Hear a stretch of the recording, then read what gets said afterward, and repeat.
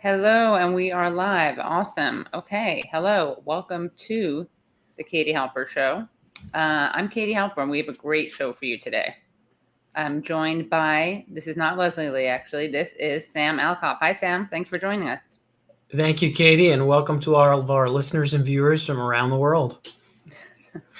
This is the Katie Halper Show. I'm Katie Halper, joined by Sam Alcoff from his home in, where in New Jersey is Juan Gonzalez from? I'm just from here. You're just from here, around town, yeah. By the way, I was supposed to go on Rockfin. Oh, I think I'm doing it now. All right. So hi, everyone on Rockfin. Hi, everyone on YouTube. And hi, everyone around the world tuning in. And thanks a lot for coming. Of course, you can subscribe to the Katie Halper Show. We're almost at 50K, which is great.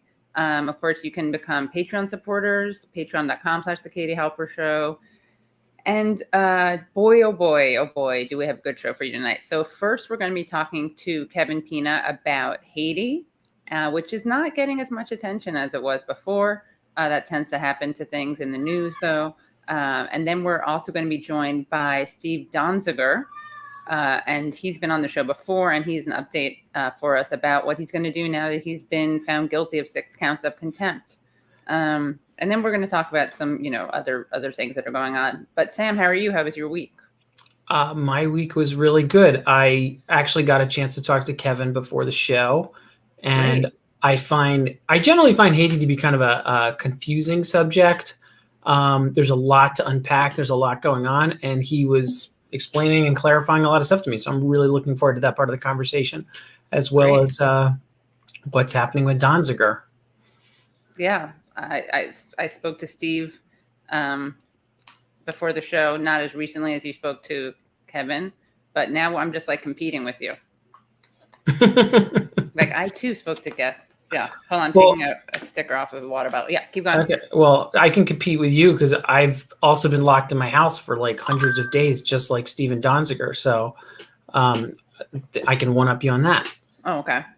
Well, I haven't done that, but don't try to joke around about that with Steve Donziger. Although I have joked about it with him.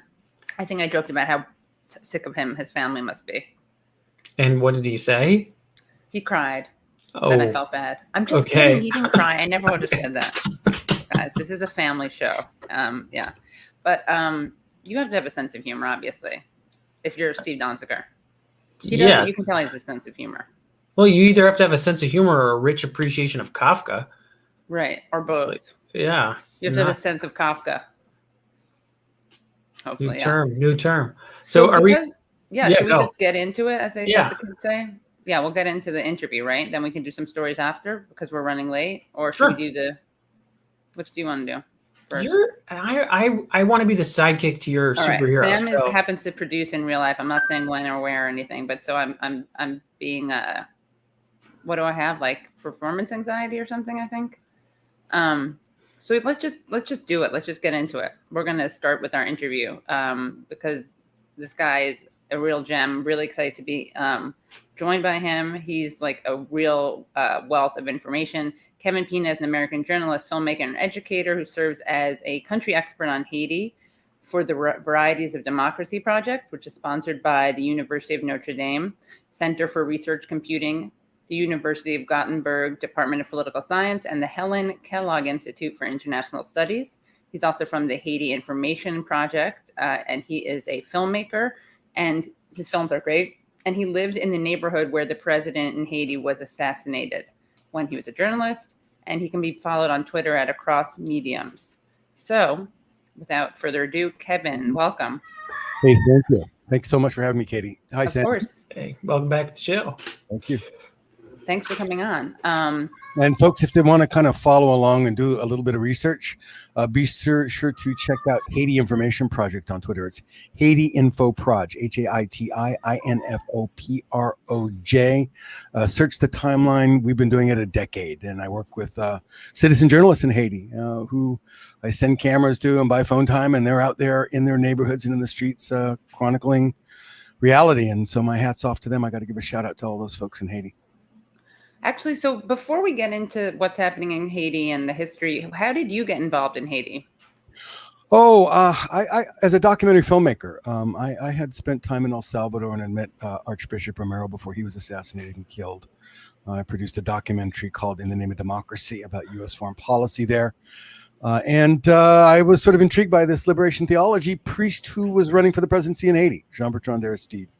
And so I got invited to cover his campaign in 1990. And then I spent 6 months chronicling his first 6 months in office. Then there was a coup. And I had to go back and shoot during very difficult moment in Haiti's history, very scary, frightening time. A military dictatorship had taken over, drug dealers had taken over. It was... my friends were in hiding, in prison, tortured, killed. And I went back and spent 3 weeks chronicling that horror show. And then finally finished that film when Aristide returned in 94. Wow. So before we get back into Haiti, how well did you know Romero? We were shooting a film, so I mean, well enough to hang out in the rectory and talk to him and shoot footage with him, and as a filmmaker, it was even dicey back then. I mean, it was very very scary in El Salvador during the 70s. It's hellacious, very hellacious time. Late 70s, early 80s. That was when I produced that film. Yeah, I gotta tell you, I still have PTSD from all of my documentary films. It seems like I really pick them. 2 coups in Haiti, and on top of that experience in El Salvador, and then I was a producer of a film called Amazonia: Voices from the Rainforest. Chico Mendez was murdered while we were producing that film. I think I've spent a lot of time unpacking human cruelty and injustice during my stint as a documentary filmmaker the past 3.5 decades now. Wow. Are you ever tempted to throw in the towel? No, I'm really lucky. I still love life, and I love people, and I still love humanity, even knowing just how dark and awful creatures the capacity for cruelty is just unfathomable, and I think I still try to wrap my head around it. But no, I still have a real joie de vivre, I guess you'd say. I still have I love life, and I love people, and I've got younger kids. I was telling Sam, they help keep me on the straight and narrow and engaged. Kind of hard to be bored when you got a 17-year-old, a 12-year-old, and a 10-year-old when you're 63. It's like, yeah, I imagine. Yeah, wow, that'll keep you on your toes. Yeah. And my wife is Haitian. We met in Haiti. I lived there for a number of years. Had to, of course, learn Creole, although I'm a little rusty at it these days. I also produce a weekly show Saturdays to Haiti, a radio show, only bilingual show, I think, that's out there now, called Decantacion. How do you say decantash? I don't know how you say it in English. Decantacion. It's like when you take wine, and you let it breathe, and you separate the muck from the bottom of the bottle, and you kind of see what's going on. Decantation. It's not decanting. Decanting, yeah. So that show keeps me busy too, and of course I'm a senior producer of a show called Flashpoints on Pacifica Radio 94.1 FM out of our flagship station, the Pacifica flagship station, KPFA in Berkeley, California. We're syndicated on 61 programs across the U.S. and Canada, so it keeps me busy. And live radio, man, right, I'm taking over the chair next week, actually, from Dennis Bernstein. So it's like I tell my students, I can't go on and have dead air, Well, maybe I'll talk to you later about getting the Katie Halper show back up on WBAI. Oh, that'd be great. Yeah, that'd be a feather in my cap if I could make that happen. Yeah, great. We'll talk after this. Well, this was great. Talk to you later. Just kidding. We'll talk about the Katie Halper show on BAI now. Now that I know that, yeah. But tell us what your insights are into what's happening in Haiti. What do you think the media has been missing? What are they getting wrong? What are the things that Americans aren't even privy to in this discussion? That country is run by our government, pretty much. I mean, if you combine K Street lobbying of Congress in order to get the blessing and approval of congressional committees, to get the blessing of approval of a specific administration, or to get the blessing and approval of the U.S. Embassy. Not much goes on in that country without the approval of the United States government. Remember, it's also one of the largest embassies in the Caribbean. I mean, it's huge. For where Haiti's at, it's amazing that it's so large. It's outsized. I call it outsized for sure. But that's something people don't realize is that a lot of what you're seeing going on in Haiti is a direct result of U.S. foreign policy. And probably the last biggest beat and impact was the 2004 coup. George W. Bush, which overthrew not just a president, but more than 7,500 elected officials of the Famille Lavalas party at the municipal and national levels. I don't think people realize the depth of what that coup did. And of course, the destruction of thousands of lives. And what do we have to show for it? The United Nations and the United States and France and Canada said they were going to take direct responsibility for rebuilding Haiti's institutions. The police, the judiciary, the political class. They were going to end corruption. If you go to @HaitiInfoProj on Twitter right now, you'll see this footage of a rain that happened in front of the National Palace in downtown Port-au-Prince. And you can see that the flooding of the lack of proper sewage system sends jets of raw sewage shooting into flooded streets just filled with garbage. That's what is the legacy. Well, I mean, you can add cholera. You can add the massacre of 2005 in Cité Soleil.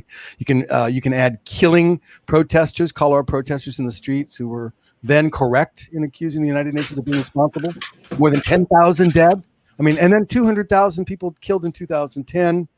Billions raised, and nothing to show for it because everybody, including some of our little darlings on the left, raised money ostensibly to help Haiti, and a lot of money went missing, and a lot of money did not help the Haitian people. That's one of the biggest scandals is the charity scam. Were so immense, and at the center of it, of course, was the Clinton Foundation. I have to be honest. I have no axe to grind. I'll tell you the truth. I'm sick of both political parties. I ain't got a dog in that fight anymore. I'm critical of what I consider corruption in Washington, and unfortunately, Haiti is part of that corruption. And so when we talk about K Street lobbying, even as recently as with Jovenel Moïse before he was assassinated, and the PHTK trying to curry favor with Congress and with the Biden administration, it's scandalous. And then when you put foreign political advisors who are running campaigns in Haiti with that in tandem with those tens of millions of dollars spent on K Street, what would you expect? I mean, come on, this is not Haitian. This is something else, right? Haitians are not really running their own country. I mean, and that's my assessment. So if I were to really look at it, Haiti lost its sovereignty in 2004 with that coup. Sorry, Haiti lost what? Its sovereignty. Sovereignty, okay. With that coup. So I want to go back to the 2004 coup, but can we start with real quick with the news of this last week? The head of the security detail for Jovenel Moïse was arrested, as well as the Supreme Court Justice Odenkirk Delot. Can you talk about those arrests and what else you're hearing from the streets in Haiti? Well, I don't believe that they've arrested her yet. I'm sorry. They put a wanted poster out for her. Odenkirk, she was a Supreme Court. I mean, how do you go from a Supreme Court judge burying your husband and son just this last month who died of COVID to now suddenly having an arrest warrant issued for being involved in the assassination of Haiti's president? A lot of folks see it as absurd. It's pinned the tail on the assassin. There's so many things so wrong, beginning with the Federal Bureau of Investigation, Department of Homeland Security, leading the investigation. How absurd. I mean, it's just like, it's indicative and symbolic of what I was describing before, right? And by the way, the CIA is in there as well. You cannot throw a stone in any direction of that investigation and not hit a CI from three major agencies, intelligence agencies of the U.S. And come on, 26 Colombians living a month in Pétionville I mean, within earshot of the police station. Come on, guys, this is just absurd. And you put on top of that the president has a safe room. It's a panic room, basically his office. 3-inch metal door. Come on, this. And by the way, this does not resemble in any way whatsoever a contemporary assassination of a modern head of state, does it? This looks like a gangland hit. This was a body riddled with 12 bullets and broken bones, by the way. So there's just a lot of things not adding up, and it really does seem like a conspiracy in search of a culprit, quite frankly. There's just so many unanswered questions, and that's just the tip of the iceberg, what I mentioned there. But you guys can see where this raises a lot of suspicion, particularly when suddenly everybody's waiting for the United States to declare the narrative, right? And the Haitian police is not working in tandem. They're throwing up ideas of victims. We've not heard any official report in the investigation from the FBI or DHS yet. We're hearing lots of speculation from people. But the point is, how can you get to a president and massacre him, basically, so easily? There's only one road in, one road out, narrow road. Can't even pass with 2 cars sometimes. Bottom of it's police station. Top of it is a police station since the president moved into that street. Not easy access at all. And somebody had to wave those 5 cars through. Somebody had to wave them through. It's quite apparent to me, knowing the neighborhood very well. And the road to his residence is also very narrow and inaccessible. You just don't. 26 Colombians living in Petronville for a month. Come on, guys. They knew. Somebody knew these guys. And by the way, how did they get into the country? Are you going to tell me that? Oh, come on. Come on. This is ridiculous, guys. This is ridiculous. You can tell me the CIA didn't know those guys were there. Bullshit. Excuse me. Nonsense. I don't know if I can. Yeah, you can. Yeah. Yeah. No, it's nonsensical. And the point is, again, what it's resulted in. They're all pushes, by the way. I want to tell you, everybody in the PHTK ruling party, they were all part of the 2004 coup. Well, can we talk about one pushes in specifically? Can you tell us a little bit about one pushes in particular? Yeah, like a game, a particular. But Ariel Henry. Oh yeah, absolutely. There's a guy who is no stranger to U.S. intelligence agencies in the United States. He worked very closely with them during the 2004 coup. He was a member of what was called the Conseil du Sage, or the Council of the Wise, whatever the hell that was. It was made up by the U.S. They said, hey, we forced the president out. I know. We're going to appoint 3 people who are going to appoint 7 other people who are going to choose a new prime minister. Yay! Democracy in action. And we're gonna rebuild the judge. We're gonna take corruption out of the judiciary. We're gonna reform the prisons. By the way, do you know that more than 80%? First of all, the prisons are horribly crowded right now. I mean, they're inhuman. They're human rights violations. Haiti's prisons right now. More than 80% of the prisoners behind bars have never seen a judge or been officially accused of a crime. Did you know that? No. Now what would you do if you lived in a country like that, and then in your capital, in front of the palace, there's no sewage system and it's spewing raw garbage into the streets, and you've got children and you got to go shopping every day, and then you've got gangs taking over your neighborhood that are working in tandem with the police. You've got police who, God knows what the heck the Haitian police is another creature of U.S. foreign policy. Go to the U.S. Embassy's website and just do a search at U.S. Embassy Haiti, police, and take a look at them bragging. They brought in New York's finest to train them. You remember when there was a scandal the CIA had infiltrated New York's police department? Do you remember that? Look that up. Say that again. I want to look that up. The CIA had infiltrated the New York Police Department, NYPD. Big scandal. At the same time, NYPD was training the Haitian police. Wow. Yeah. So, there's just so many little pieces like that people just the news doesn't report it. Well, for good reason. Jackie Charles isn't going to tell you. I shouldn't pick on Jackie over at the Miami Herald. She's not going to talk about the CIA infiltrating the Haitian police. She's not. But the point is, imagine living under those conditions after what? $7 billion in earthquake relief ostensibly raised to build Haiti back better. Another $5 billion lost to the Petro-Carib scandal. The money that Venezuela, it was a oil sent at reduced prices at low interest, and then they were to take the balance when they sold it at the proper market rate, take the balance and pay a low percentage interest if they invested it in infrastructure, right? No hospitals, no roads, no sewer systems, freeways that they started in order to get the budget approved by Haiti's parliament and put money in their pocket. Freeway ramps that were built that go nowhere, literally. Build unfinished buildings.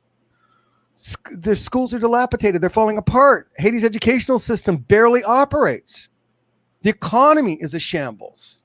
No infrastructure, yet there are fabulously wealthy individuals, including politicians who eat at the trough, right, of the ruling party, the PHTK party.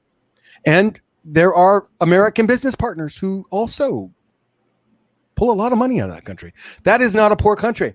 They like to make you believe that Haiti is a poor country. It's actually very resource rich. I was telling Sam, I was there. I think it was 1999 when I had first moved there.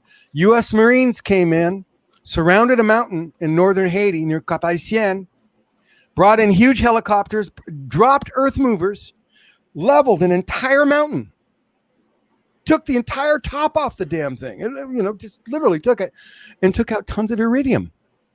Haiti has money. Haiti has riches and resources. They just never go to the people. Right? Martelly, when he was in office, president, the founder of the PHTK party. And I was telling Sam this, how Martelly got elected, right? Direct intervention by then Secretary of State Hillary Rodham Clinton. Changed the way in which the ballots were counted that allowed him to go into the second round. Who did he hire? He hired Antonio Sola, right? He hired Damien Merlot. Hired these high-powered foreigners who have a reputation for getting elected individuals in Latin America and the Caribbean that are okay with U.S. foreign policy, that are good for their business partners, U.S. business partners, but terrible for the people who live there. And that is the same for Haiti. So Haiti's not a poor country. Can you talk specifically? You were telling me before about Hillary Clinton's brother. Tony Rodham. I guess he's gone now, no longer with us, right? We can't speak ill of the dead, so we'll just move on. We can say more than that. Frank, speak honestly of the he's dead. He's not around to complain. Let's just, Yeah, he was put on the board of VCS Mining, along with a former, I'm trying to remember her name, but I can dig it up somewhere in my files. If you look it up, you look up VCS Mining, you look up Haiti Info Project, get on Twitter, you'll find it. It was a high, somebody who was high up in the Obama administration was also on that board. And there was a sweetheart deal with the Martelly administration. Pennies on the dollar. Gold mining, mineral rights sold, pennies on the dollar. It was part of the sweetening of the deal. She did him a favor. He paid it back. Her brother was on that board. Plus a couple of Obama administration officials were on that board, former, and they did well. They did very, very well. And then the other stuff, one of the things you always think about is the there's the sweatshop manufacturing, the areas off of the in the docks where they're just using Haitian labor. What are the conditions like in those factories? Well, first you got to kind of understand that that's one of the uses of Haiti by apparel manufacturers in the region. There was a time when most of their factories were in Honduras. Honduras also has a very cheap labor force because it's also very, its people are also purposefully kept impoverished. That's the term I want to repeat over and over. They are purposefully kept impoverished in order to enrich a minority. Right? What's that old Marxist term? Comprador. The old comprador bourgeoisie, the guys who represent the foreign interests, right? Well, these guys are oligarchs. They're not free market capitalists. But anyway, they'll kill you before they'll let you compete with them. But they do run these sweatshops as well. And so, basic economic theory, right? If the bottom of wages rises, the whole thing goes up, right? So Haiti's, they're kept at dollars a day, basically, because other labor forces will have to go lower in the region to compete, keeping the price at sweatshop labor values, of course, realizing tens of millions, sometimes hundreds of millions of dollars, if you put the whole region together, a profit for companies like Gildan Activewear, a Canadian company, largest apparel manufacturer in the world, Fruit of the Loom here in the States. They're all there, and they take advantage of that cheap labor, and they have a vested interest in keeping it cheap labor. And so that might also help us to understand their interests in keeping politics as usual in that country. Imagine if there was no lobby on K Street, there was no Antonio Sola or Damian Merlot, none of these foreign political expert, election specialists coming into the country, coming in to change and alter the landscape, the political terrain. Haiti might have a chance to change. But it's, And so who do we think actually did this, and what are their motives? You're talking about the assassination? The murder. Yeah, the assassination. Jovenel Moise,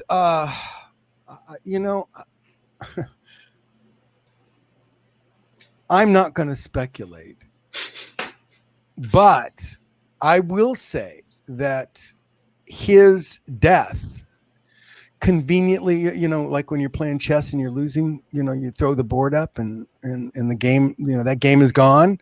That was the impact of this, right? Jovenel Moise could not lead the country to credible elections. And that was a problem for a lot of people, including the United States government, because his government had no credibility to run those next elections. Handpicked Conseil Electoral Provisoire, Provisional Election Council, right?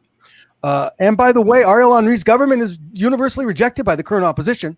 This government's going nowhere either. But the United States likes to pretend. It does a great job in Haiti of pretending that things are normal when in fact it's just one more moment or beat away from erupting again. And we're there again. It's ridiculous for them to anoint Ariel Henry, despite the fact that he was Jovenel Moise's choice before the assassination, but he's universally reviled and rejected. What good is that going to do? This is not a government of national consensus. It is a government put in and imposed by our government.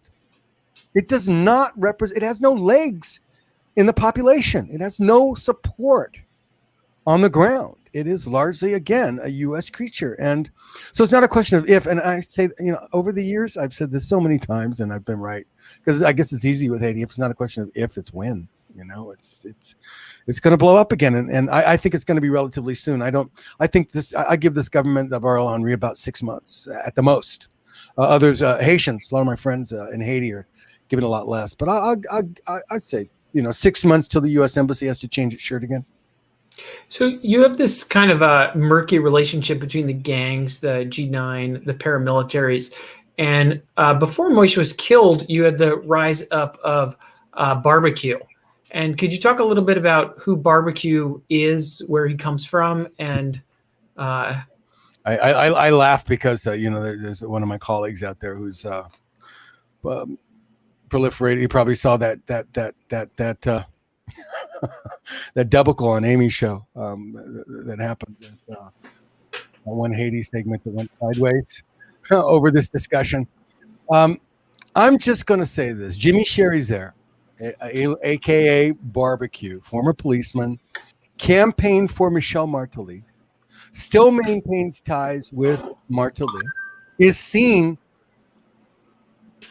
Yeah, when you're old enough, you got friends everywhere. I got a friend in U.S. intelligence too who tells me that very close to Martelly, and financed.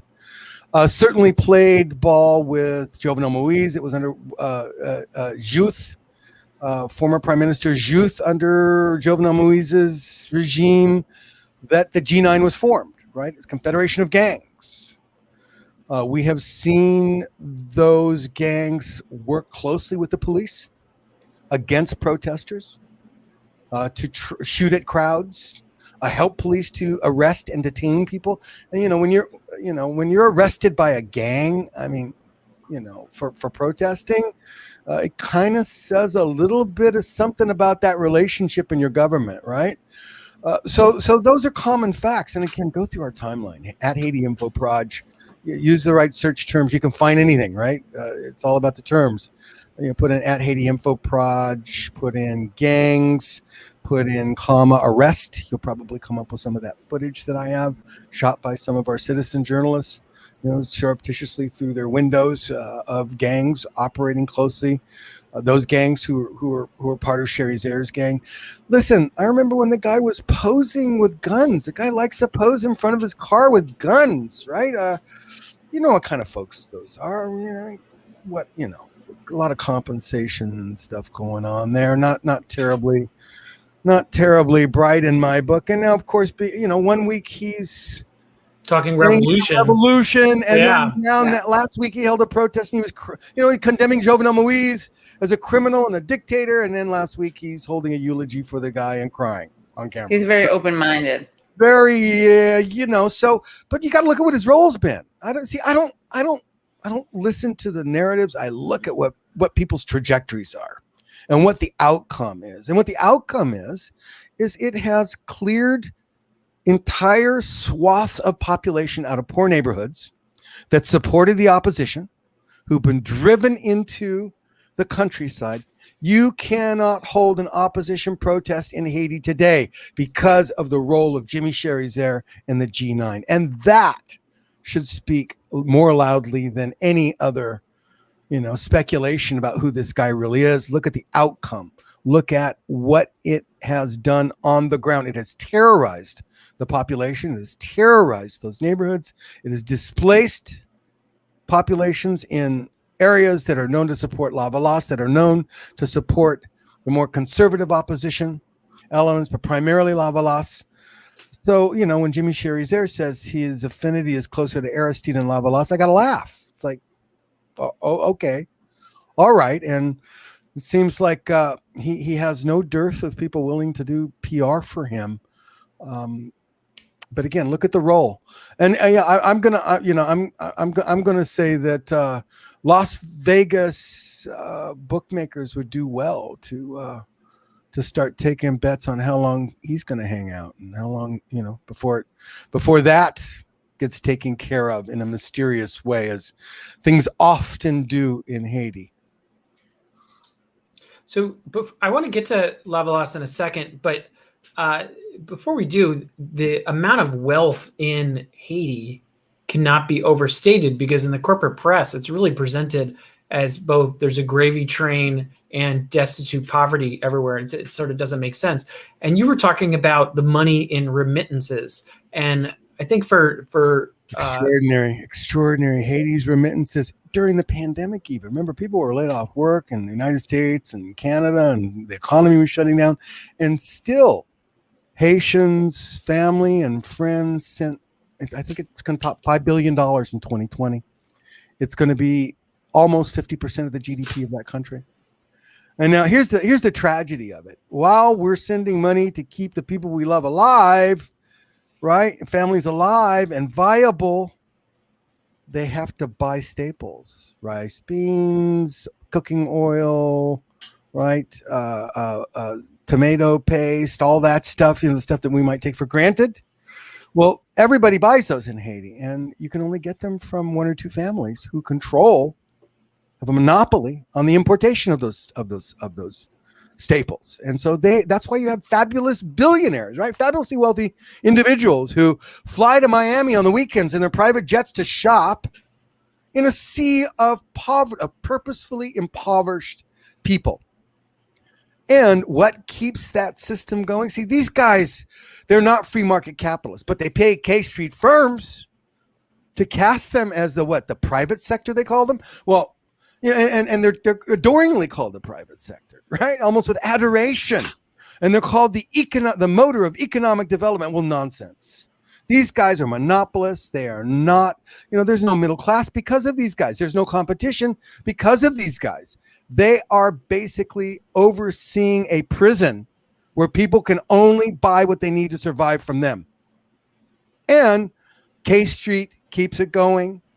Congress keeps it going, and they pretend. Like I said, U.S. policy does a great job of pretending that these things are normal. And for me, it's as much a story about the corruption of Washington and influence peddling in Washington as it is about the corruption in Haiti. They very much go hand in hand, and I think they're inseparable. And as long as that happens, there will be no real change. As long as you don't address the stranglehold this few family has on the economy, you will never change anything substantively in that country. But every policy of the United States government has always been to treat them like credible business partners, right? U.S. business is in bed with them. That rice is coming from Montana. It's coming from Idaho. It's coming from California. Beans are coming from U.S. companies here imported into Haiti by these few families. And you don't think that lobbying helps to grease those wheels? I just wanted to show something that you guys had tweeted over at Haiti Info Project. An image. Hold on one second. Since we're talking about poverty and how it's actually impoverishment more than poverty. But here you guys posted this. Here it is. That's raw sewage. That's raw sewage being forced out into the streets by the pressure of flooding. There's flooding because there's no proper sewage system in the capital of Port-au-Prince, despite all of that money. And now Damian Merlot, who and Antonio Sola are going to get and lament their great friend Jovenel Moise, who they say was building Haiti and was doing wonderful things there. Well, that's the legacy of the 2004 coup. That's the legacy of U.S. foreign policy. That's the legacy of 10 years of tolerated, enabled, and maintained political corruption that is intricately intertwined with corruption in Washington. In my humble opinion. And for people who don't know about the history of the coup, what were the motives there, and what were the results of it, and how is that legacy present today? You dropped out a little bit. What'd you say? I'm sorry. That's okay. For people who don't know the history well about the coup, what was the motives? What was behind the coup? What was the effect of it, and how is that legacy borne out today? Well, that's how the PHTK came to power. That coup destroyed institutions in Haiti. And that's why the United States, France, and Canada promised they had to rebuild them. Because, like I said, more than 7,500 elected officials throughout the country, everything from mayors, to senators, to governors were hunted down, forced out of the country, driven out of office violently in most cases. And they tried to pretend, again, U.S. foreign policy is really good at pretending that it was a popular movement. There was ousting Aristide nonsense. There were a few, it represented less than 15% of the population, though, if you saw who was in the streets. And clearly there was a lot of money being spread. There's an intricate history. I could get into the GNB, the Grenambunda, who Claude Joseph, remember Claude Joseph, the guy who was going to be the interim president and lead to the next elections. And then Ariel Henry in the last musical chairs, when the music stopped, Claude Joseph was out. When the music stopped at the U.S. Embassy, Claude Joseph was out and Ariel Henry was back in, right? Well, Claude Joseph was part of that movement. These guys, again, are all part of that coup. Can we talk for a second? Claude Joseph was the leader of the brown shirts. We called them the brown shirts. They were the most violent elements who were their whole MO was just to create violent incidents with the police in front of the press in order to give the illusion that Aristide was a dictator who had fallen on his own sword. And it was By the way, does anybody know of any history of any dictators who they claimed of being an assassin and a killer, like Aristide, who then went back and dedicated himself to building a university that's educated, almost over 1,000 doctors and nurses and lawyers, and now they have an engineering department? He promised he's going to stay out of politics. He has, but Famille Lavalas is still wildly popular in that country. And so back to this thing about the motive of the killing of Jovenel Moïse, he couldn't bring credible elections. He had to go one way or another because the opposition was not going to let it happen. It was very convenient that he was killed when he was killed because it upset the game. And now they have new players. They can pretend that they're new, even though they're not. Those of us who know Haiti know they know their history. But they can now pretend that they're going to go forward with these elections, and it's ridiculous. It's just absurd. Speaking of assassins and killers who moved on to universities, I believe Condoleezza Rice returned to Stanford. But can we, before we go,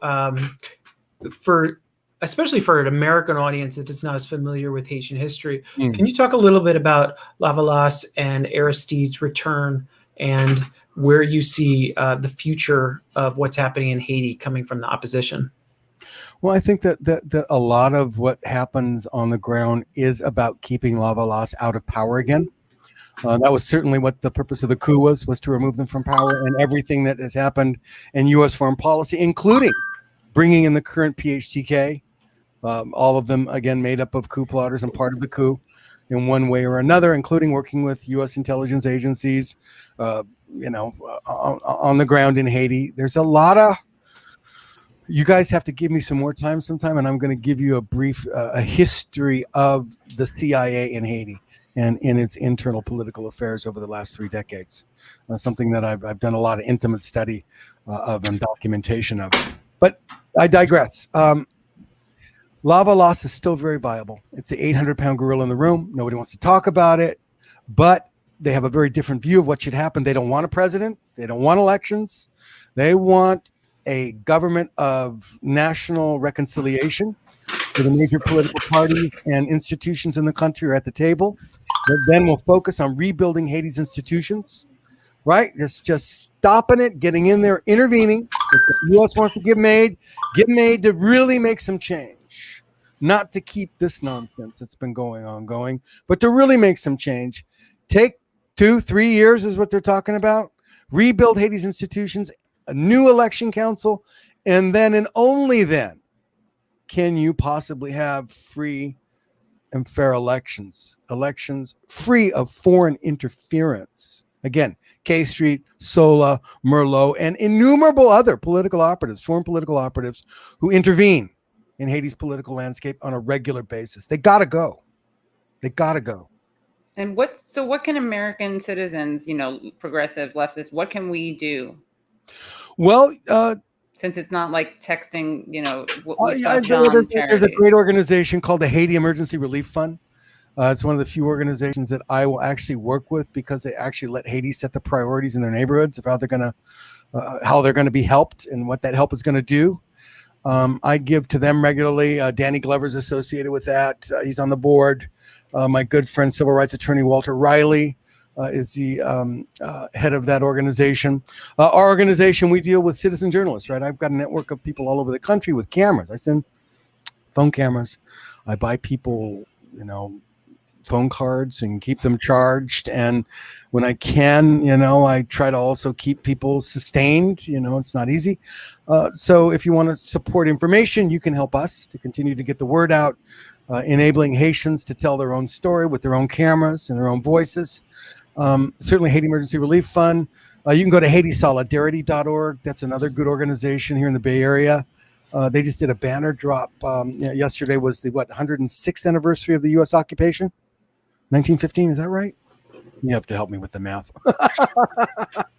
Something like that. Anyway, so there are lots of organizations who are engaged in Haiti, who are doing great work, and those are on the top of my list. Okay, great, and we'll put those in the description. Thank you.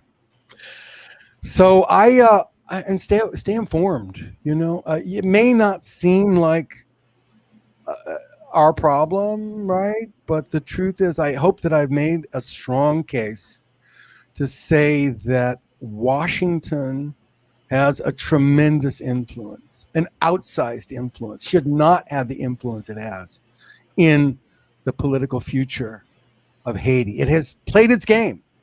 The 2004 coup, the U.S. sponsored that coup. The rebuilding they said they were going to do, you know, the fundraising after the earthquake, the Clinton Foundation, enough help already. Stay the hell away. If Haiti's got to work it out, let them work it out. You've had your shot, right? U.S. foreign policy has really taken its best shot, and it's got to change. We've got to get the hell out of there. We're not helping a thing. We've got to empower Haitians, support Haitians to lead their own future, determine their own future, their own government, free of foreign influence, free of K Street influence peddling, free of Washington's edicts. That's old school. Time to move on. Time to change it. So supporting that basic premise, I think, goes a long way in terms of helping Haiti, right? And you can watch, you can see. You know, it's funny. I'll just leave you with this story. I was watching a soccer game. You know, poor kids in the streets of Haiti, and they don't have uniforms. They don't even mark themselves. I'm like, how can you tell who's on whose team? And my buddy turned to me and said, you know, Kevin, it's not unlike Haitian politics or politics anywhere. You only know who's on your team by which direction they're kicking the ball. So let's keep our eyes on the ball. Great. Well, thank you so much, and come back on. Thank you so much. Yes. My honor. Thank you. Thank you so much, Kevin. Thank you so much, Kevin Pina. Bye. That was great. That was totally excellent. Learned a lot. Yeah. Haiti's so complicated. I always feel like I'm going into like a Ferrari dealership being like, how car go? And the mechanic's like, dude, it's going to be complicated to explain this to you. I mean, I don't even know how to drive, so you can imagine how much worse equipped I feel. Yeah. No, but that was interesting. That was great. That was incredible. That footage was pretty incredible. Yeah. A shot of the sewage. I mean, it would be a perfect sort of visual analogy to what the U.S. impact has been there, except it's like so disheartening realizing that people have to live in that. And literal shit storm. Yeah. It's just, we should have Kevin back at some point to talk about what Lavalas is talking about for the future. Because he had some ideas about what the program that they're pushing forward. And it's not all despair. There's some good stuff coming up. Oh, great. Cool. Great. Well, that's good. Nice to hear some positive news. All right. I think our next guest, he's not here yet, but that's not exactly positive news, but it's expected news. I'm speaking of Stephen Donziger, by the way, who was found guilty of 6 counts of contempt. Mm-hmm. What else is anything good? Okay, we got some more good news. Ready? And thanks again, by the way, to Kevin. And make sure you check out his Twitter and also the Twitter of the account of what is it? Haiti Info Resource. I tweeted it out. It's in the thing. Yeah, it's I think it's Haiti Info Proj. Yeah, Haiti Info Proj. Yeah, is the Twitter handle. Yeah, but guys, some good news. Ready? I was a little scared. There was a false alarm. Actually, we don't know we don't know the final results, but it looks like he's okay. Bob Odenkirk had a heart issue, but he's okay. Yeah. Yeah, that is good news. Scary because on Tuesday they said he had collapsed, and then there was no info for like hours. So we all thought the worst. Or that he was joking. That would have been very funny. Well, oh my God, I just realized he's done that. He needs to, he's changed his, what if he's underground and then reappears as some other character? Or maybe he's not talented and it's sudden death syndrome. Isn't that from Mr. Show, the sudden death syndrome? I didn't watch it. Oh, it's what they do is like people who are not talented, they tell them that they're talented because you're going to die like in a week. And they just pretend that you're like a good rock guitarist or something like that. And this entire time, Odenkirk had the same thing. Oh, okay. But that was a joke. right? Yeah, What you just not- said. Okay, not true. yeah. Yeah. I was making a Better Call Saul reference. Sorry, I went back to Mr. Shell. That's okay. You went. It's like you went to the 2004 coup. Why stop here? Why stop at Moish? Who you called Moish? Like he's a Jewish man. Sorry, Moish. I Right? can't do accents. You're Moise. correct. Yeah. I know, and I asked Sam. I said to him, what accent is? Where does the accent fall on Balas? Americans don't get this, and then whenever I ask that, people write it out. I know how it's like divided up, but it's where's the emphasis, if you will. And by the way, thank you so much, Sam. And just so people know, Leslie had to take the night off, but he's fine. He's in tip-top condition. Nothing Odenkirkian about it. He just needed the night. He had other stuff to do. But he says hi and he misses you. What else? Let me just see if our guest is coming. Sorry, I'm really tired today. I'm not where I usually am. I'm in the city. It's draining. I feel like I probably shouldn't complain. We're just talking about Haiti. I can't really. It's very nice where we are. Yeah. Well, I'm not there right now. Hold on. Oh yeah, and then, don't be rude about the guests, by the way. I mean, you can be, but I may put you in a timeout or block you. Who, me or the comments? oh my God, yeah, comments. Yeah. I was like, what did I say to Kevin? Yeah. No, nothing. Yeah. What else? Let's see. What other news do we have today? We have a ton of news. We got a ton of news. You want to talk about some news? And I can also bring in some. We can watch a clip of Nancy Pelosi. Yeah. So what's the news? What news should we talk about? You're going to do headlines. Okay, we're going to do headlines. Yeah. People are protesting right now at AOC's office. Did you know that? I did not. What are they protesting? Evictions? Hold on, let's see. I believe. Hold on. Was that not true? Hold on, that may be a false alarm. Fake news? Wait, was that fake news? All right, someone find out for me. Well, Jimmy Dore tweeted out protests at AOC's office. Maybe that's... Oh, was that from the other day? Oh, my God. Was that from the other day? Wasn't there a protest the other day at her office? There was a protest about the eviction moratorium not being extended. When was that?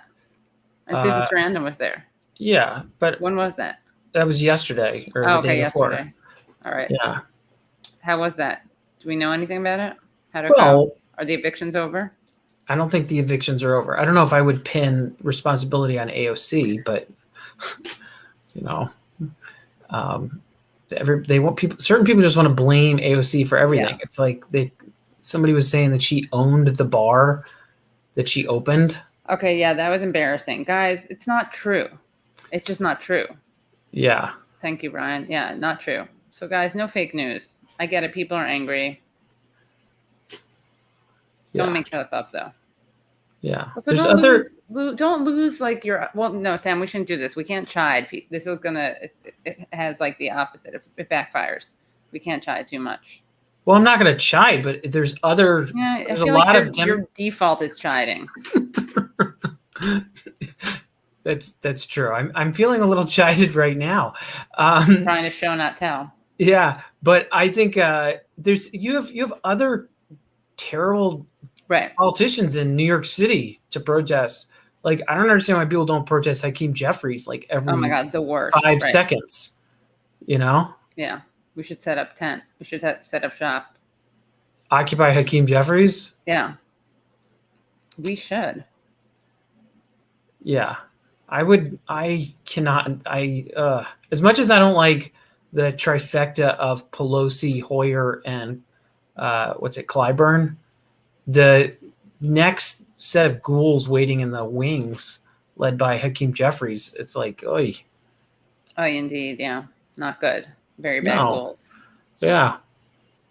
What else? Nancy Pelosi, we can't pay off. We can't cancel student debt because it's not nice to people who don't want to go to college. Did you see that? Do you want to play the clip? Yeah, I'll play the clip. Okay, let's watch the clip.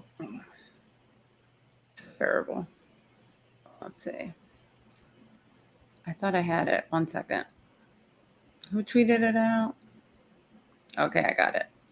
Wait. People are talking about Hakeem Jeffries as a public event in Bed-Stuy this weekend. Let's go. Wait, we can't say that loud, but we probably should. I We went to an event can't? for him once. You did? Yeah. Oh, you told me about this. Yeah, and then my mom, yeah, he called Bernie a gun-loving socialist. He sucks. Okay, hold on, let me just play this clip. Everyone liking the show, everyone please subscribe. We're almost at 50K. Become Patreon supporters, patreon.com/The Katie Halper Show. Just get involved. Like that, get involved. Do your part. Okay, here we go. Here's Nance. Oh. People think Can you that hear? the president of the United States has the Yes. power Mm-hmm. of debt forgiveness. He does not. He can postpone, he can delay, but he does not have that power. That has to be an act of Congress. And I don't even like to call it forgiveness because that implies the transgression. It's not, again, just freeing people from those obligations. So the question of who gets forgiven, to use the term of art that is out there, is a debate. Do we use whatever money there is for the broadest base of support of those with more people with even less debt or fewer people with more debt? Sounds like That's a spoken word. policy discussion. But the difference between the president can't do it. So that's not even a discussion. Not everybody realizes that, but the president can only postpone, delay, but not forgive. Okay, that's one of them, but there's an even better one. Okay, Yeah, it's this one. this is I mean, I best. don't know. Better is like saying Schindler's List is a good movie. Well, I mean, it is maybe a good movie, but it's like saying it's a knee Enjoyable. slapper. Yeah. Oh, it's so painful to watch her. Attitude that people would have, but even Hold on. take it on top of that, suppose that would be an attitude that people would have, but even take it on top of that, suppose your family was not, your child just decided they want to at this time not want to go to college, but you're paying taxes to forgive somebody else's obligations. Forgive? I thought you didn't like that may word. not be happy about that. But you know what? We want all of our kids to reach their fulfillment. Can we just stop it right here? Yeah. That they want to go to college. We do not. It's so painful. It's like she's positing this version of government where you can pay taxes for things for a future that you want to invest in. And it's like a la carte. You can pick and choose. Like, well, if your kid isn't going to college, you don't want to have debt forgiveness for the other kids. Like, you don't get to pick. Do you want to pay taxes to U.S. imperialism or to the death penalty, to the nuclear arsenal? It's like the most naive argument. And it's reflective of the fact that the political class, I'm going to be totally ageist here for a second, forgive me, but it's reflective of the fact that the political class is all like 80 years old and they don't understand how much college costs and how crushing student debt is. I feel like it's actually just it's pseudo-progressive way of framing it. Like, I don't think Pelosi thinks that. She gets that there's like buy-in with these universal programs, right? I think that this is this weird, like, neoliberal, almost like pseudo-woke, like they're trying to frame it as a justice and fairness issue. Like, it's not fair to pay for things. Like, why should poor people pay for Donald Trump's kids to go to college? I mean, it's totally disingenuous argument because they don't want to just own that they're what's the word? Greed? No, greed, but there's what does Cuomo do? Austerity. They're just austerity hawks. They're deficit hawks. Yeah. It's just nauseating. Yeah, it really is. It's like terrible. The Pentagon asked for $700 billion and they gave the Pentagon like $25 billion over what they asked. I mean, it's just shameful. Like, why doesn't that go to make it so that somebody's not spending every month freaking out about making sure they can pay off their student debt? Yeah, I know. It's so, and obviously when things are like, when things are universal, that's when there's less stigma. right? Yeah, I don't know. I find that argument to not always be compelling. I think that there's a way that Bernie and others, really the groundwater right now is that we have to be as universalizing as possible. But I think sometimes needs to be specific reparations to specific parties. So, but I think that college should be free. It's like the student debt is totally crushing, and we should invest in relieving that debt off of people. Yeah. Well, speaking of free, we should bring in our next guest. Oh, Donziger's here? Yeah, but I'm not sure if he's ready. He'll give us the thumbs up if he is. I think he's very in demand, obviously, because there's a big decision made. And we're, of course, speaking about Stephen Donziger, who has been on the show before. He's ready, and he was found guilty of 6 counts of contempt, basically for, this is not the formal charge, but basically for successfully suing Chevron. So let's bring in environmental human rights lawyer, Stephen Donziger. Hello. Hey, how's it going, Hey. Katie? Welcome, Good, Steve. you? Hey, Sam. Hey. How are you doing? To y'all with great interest. Sorry, I find Sam shit. in your Is that me? contacts. Yeah, I think Siri thought you were looking for Sam. You probably have a lot of them in there. I'm right here, Siri. Right here, yeah. So tell us the latest, please. You had the verdict was handed down on Monday. By the way, your judge is featured in the thumbnail that I made for this stream. She's really, I was looking for images of her, a lot of her at the Federalist Society. She seems like a real mensch. But tell us about the verdict. Were you surprised? What is to be done next? Yeah, so it's not a verdict as one normally thinks of a Yeah, verdict. and like that's. you said, I'm going to apologize in advance because this is very confusing, and okay, I'm a lay person. And by the way, for people who don't know, Stephen's been under house arrest for how many days now? 723. 723. But who's counting?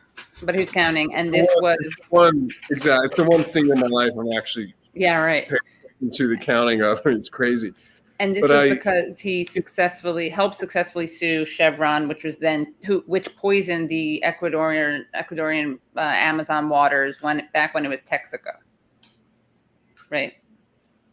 Yeah. Okay. So maybe I'll take like 2 minutes and explain how this came down in the bigger picture, which is when I was younger, 1993, 28 years ago, I worked with a group of lawyers, American lawyers mostly, who went to Ecuador. And we investigated the world's worst oil contamination called the Amazon Chernobyl in the rainforest.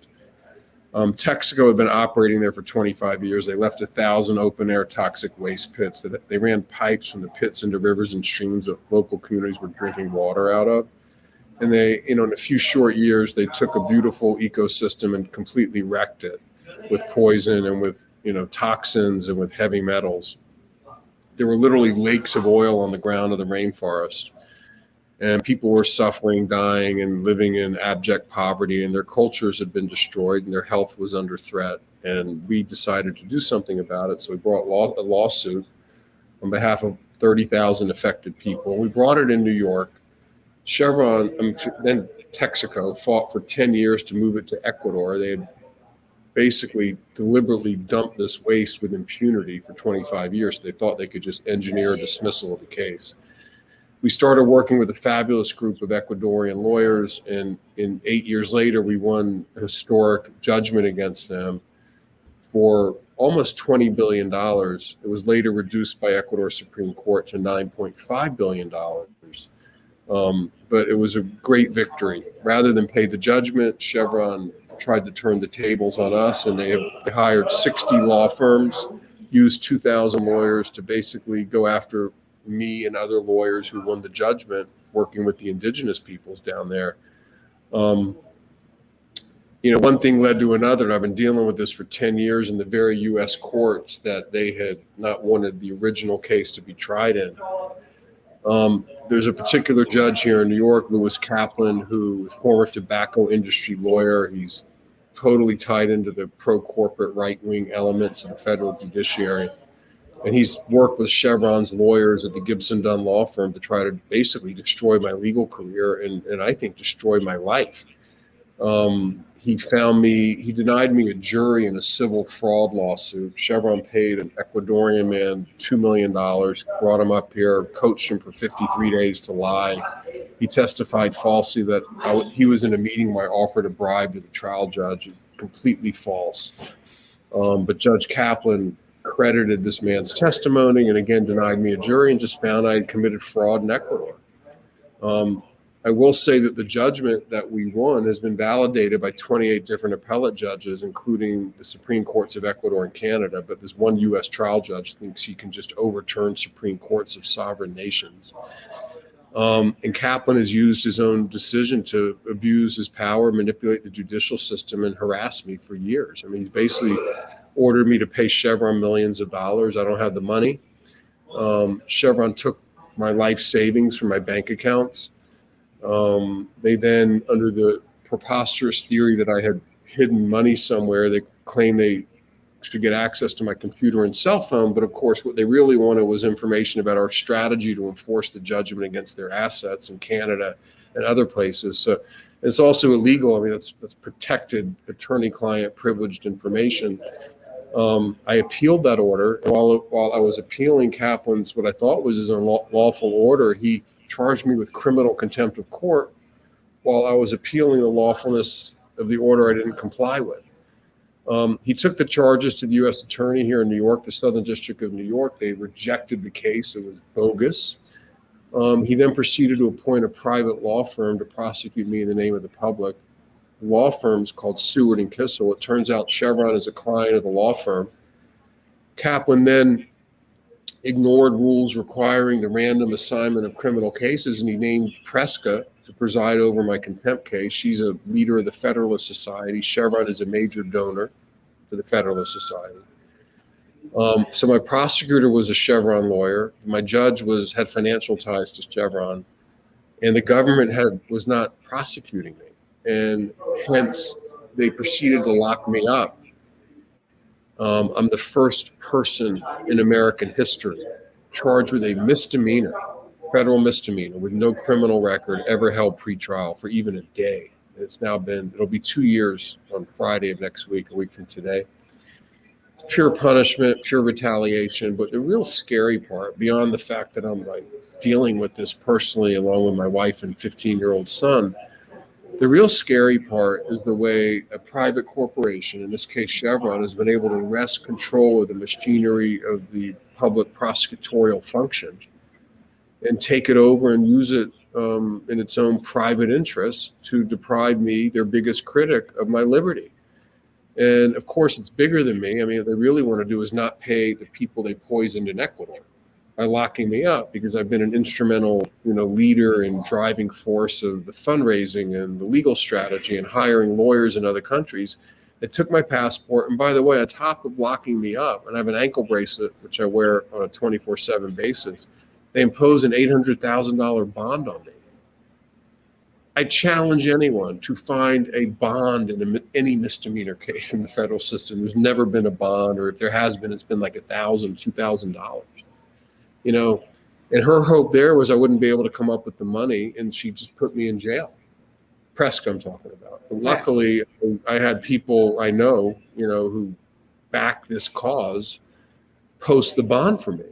But I came very close to spending the last 2 years in jail. I am in a sort of jail, which is my 2-bedroom apartment on the Upper West Side of Manhattan, again with this ankle bracelet. She later ran basically a show trial. I mean, there was no jury. All the witnesses were Chevron lawyers. She refused to let me defend myself. I mean, she wouldn't let me mount a defense that would let me explain my reasons for appealing Kaplan's unlawful order that I turn over my computer to Chevron, which is, I have ethical reasons and legal reasons that are valid. And I believe if a jury heard the case and I was able to present my real defense, they would have acquitted me in 5 seconds. But this is all just engineered behind the scenes by these Chevron forces working with Judge Kaplan, Judge Preska, Rita Glavin, who's the Chevron prosecutor, and they're trying to hurt me as much as they possibly can. And it's a horrendous abuse of power. a horrendous misuse of our criminal justice system. I find it shocking, more judges and more electeds haven't spoken up about it. It would help if the New York Times would just walk down the street and interview me and write a story about it, but they've almost totally ignored this story. I would argue that I am a massive human rights violation right here in Manhattan on U.S. soil.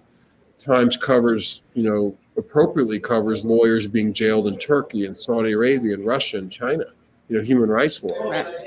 Why not here, right down the street? So it's upsetting on a number of levels. On the good side, though, I think we have done a pretty good job exposing what's really behind this, exposing the corrupt nature of some pockets of our federal judiciary. And I've gotten a lot of support. 68 Nobel laureates have demanded my release, 37 bar associations, well-known people all over the place. I've had the pleasure, Katie, of being on your show before. And I really want to compliment the independent media, including yourself. I mean, the networks have ignored it. The Times has ignored it. CNN has called me, and it just gets killed when it goes up the ladder to editors or whoever's making decisions in these organizations. But you guys, the podcasters and The Nation and The Intercept and Chris Hedges and, all sorts of people have kept this narrative alive and growing. And I'm just super appreciative because I think we're going to ultimately win. And by the way, on the legal front, this so-called conviction, which I consider bogus and phony, will be appealed. And I believe, even though I have, somewhat limited faith in even the appellate court, at least the appellate judges do not have direct financial links to Chevron, like Judge Preska does and Judge Kaplan. And I fully expect a thorough and fair review of this absurd case, such that it will be reversed on appeal, and I will be freed. Stephen, I just was curious. There's slap suits. Yeah. Does this qualify as a slap suit? I would say, Sam. What SLAP stands for? Yeah, it's a strategic lawsuit against public participation. Yeah. That's a very good question. A SLAP lawsuit, that's like an academic name to describe a lawsuit that's essentially used to harass and silence critics of corporations or government entities. In other words, if you're sued and you have to defend yourself to such a degree that it would probably take all your money to do it, bankrupt you, ruin your life, you're going to shut up. And these lawsuits are not about truth. They're not about the merits of the claims in the lawsuit. They're about shutting people up. And they're often brought by very powerful entities against individuals who don't have a lot of resources. And they're illegal under the law. In other words, they violate it violates the Constitution and the First Amendment to sue someone to shut them up. But corporations do it all the time. I believe that's what Chevron's been doing to me for 10 years. That's what this RICO case that Kaplan did was. When I still didn't shut up, they locked me up, in this bogus contempt case, which was rejected by the regular federal prosecutor. So yes, Sam, I would argue that this is the mother of all SLAP lawsuits. I mean, whenever a corporation, hires 60 law firms, as Chevron has, and deploys 2,000 lawyers primarily against one person, that's SLAP big time. And how long do you think the appeal will take? I mean, you're going to have to be under house arrest during the entire time, or what will that look like? I hope not. I mean, so this is what's going to happen probably is we'll set a sentencing date sometime relatively soon, a few weeks. We'll prepare a sentencing memorandum arguing I should just be freed given the amount of time I've already served, and freed pending the appeal. Obviously, if I win the appeal, this whole thing was for naught and this never should have happened. So, but they're out to get me. I wouldn't be surprised if Judge Preska tries to put me in jail during my appeal as a way to, to punish me anyway, because I think they're justifiably scared of my appeal, meaning Kaplan and Preska, the judges. I think what she's going to try to do, what Chevron wants to do, is force me into jail before my appeal can be decided. So if I win my appeal, I still will have been punished the full 6 months, which is the maximum sentence I can be given. I'm going to be asked to be freed. My lawyers, Ron Kuby, Marty Garbus, And obviously, if this was a normal case without Chevron behind it, it never would have happened. At this point, if it was a normal case, I wouldn't be detained. I certainly would not be put in prison. By the way, there's never been a lawyer in New York put in prison for even a day who's been convicted of criminal contempt, not even one day. So if she tries to put me in prison again, that'll just be very unusual, but consistent with, I think, the completely discriminatory treatment that I faced as a result of my successful human rights advocacy and holding a major oil company accountable for its pollution. 60 law firms Chevron hired? Yeah. Is that what you said, Stephen? At least that was as of a few years ago. They have used 60 law firms and 2,000 lawyers in this case. You might ask, well, how do you know that? The way we know that is in the civil fraud case they filed against me here in the U.S. They didn't want to give me any of their privileged documents and discovery. So they had to create a privilege log where they have to document every single document they have that they're withholding from me. And they identify the document, the person who wrote it, usually emails or memos, and where the person works. And we counted 60 different law firms and 2,000 lawyers. We're on this 15,000 page privilege log. That's how much money they put into this. And they probably spent $3 billion in this case. If that money was put into Ecuador to clean up the mess, indigenous thousands of lives would have been saved. I mean, Katie, I would say if your viewership for this episode is particularly high, it's because 60 law firms probably have somebody watching this to see if Donziger says anything. Hi guys. So we can say hi to all those lawyers. But then the other thing that I was thinking about today was if we have 60 lawyers watching the show, taking notes on what Donziger is saying, what's the budget of what Chevron is paying for people watching the show? It's probably like our annual salary. So we should just stretch this segment out for 3 hours. Yeah, right. I'll tell you what, though, I know you're making a joke, but there's such a gravy train among all the law firms working on this. I mean, I think they take advantage of Chevron being played for a fool. I mean, I had a bar hearing. I swear to God, there were 10 Chevron lawyers in there watching my bar hearing. They're probably billing an average of $1,000 an hour. So that's that's like 80, 100 grand a day for them to watch my bar hearing for Chevron, and they pay it. This is the most important litigation probably for them. An expensive bar tab. But I'm sorry. Yeah, exactly. Wow.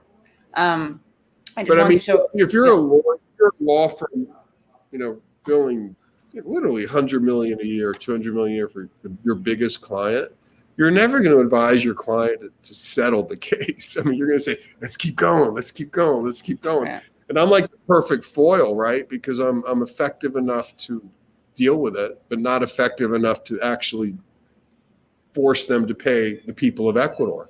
So it's sort of just... Yeah. Everything's cheaper than $9 billion. Right. Exactly. And they can justify that. And Hugh Pate's their general counsel, and he's way out on a limb. I mean, he's gotten the company to spend so much money on this one litigation that, it's like he just has to keep going. And I'm sure he's told the board of directors of Chevron and the management that, I'm going to be completely destroyed.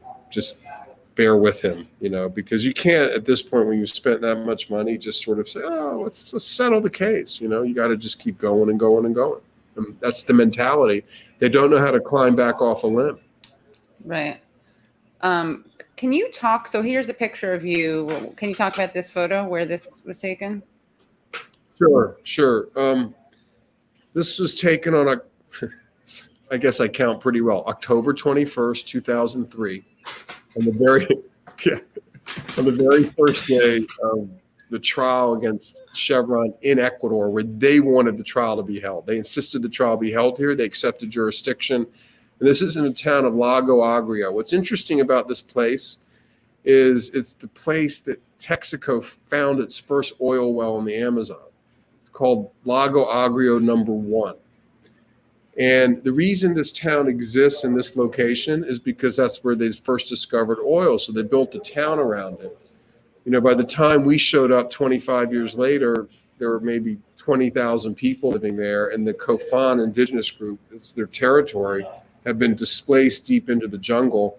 and the town had become very polluted, but that's where the local courthouse was, and that was outside the courthouse at the lunch break. Those women are from the Waorani indigenous nation. And, people would literally travel days by canoe, by foot, on buses to get to this town for the trial. And I didn't really know what to wear. I wore a kind of an American style suit. All the other lawyers wore guayaberas, and I was like, well, it's really hot.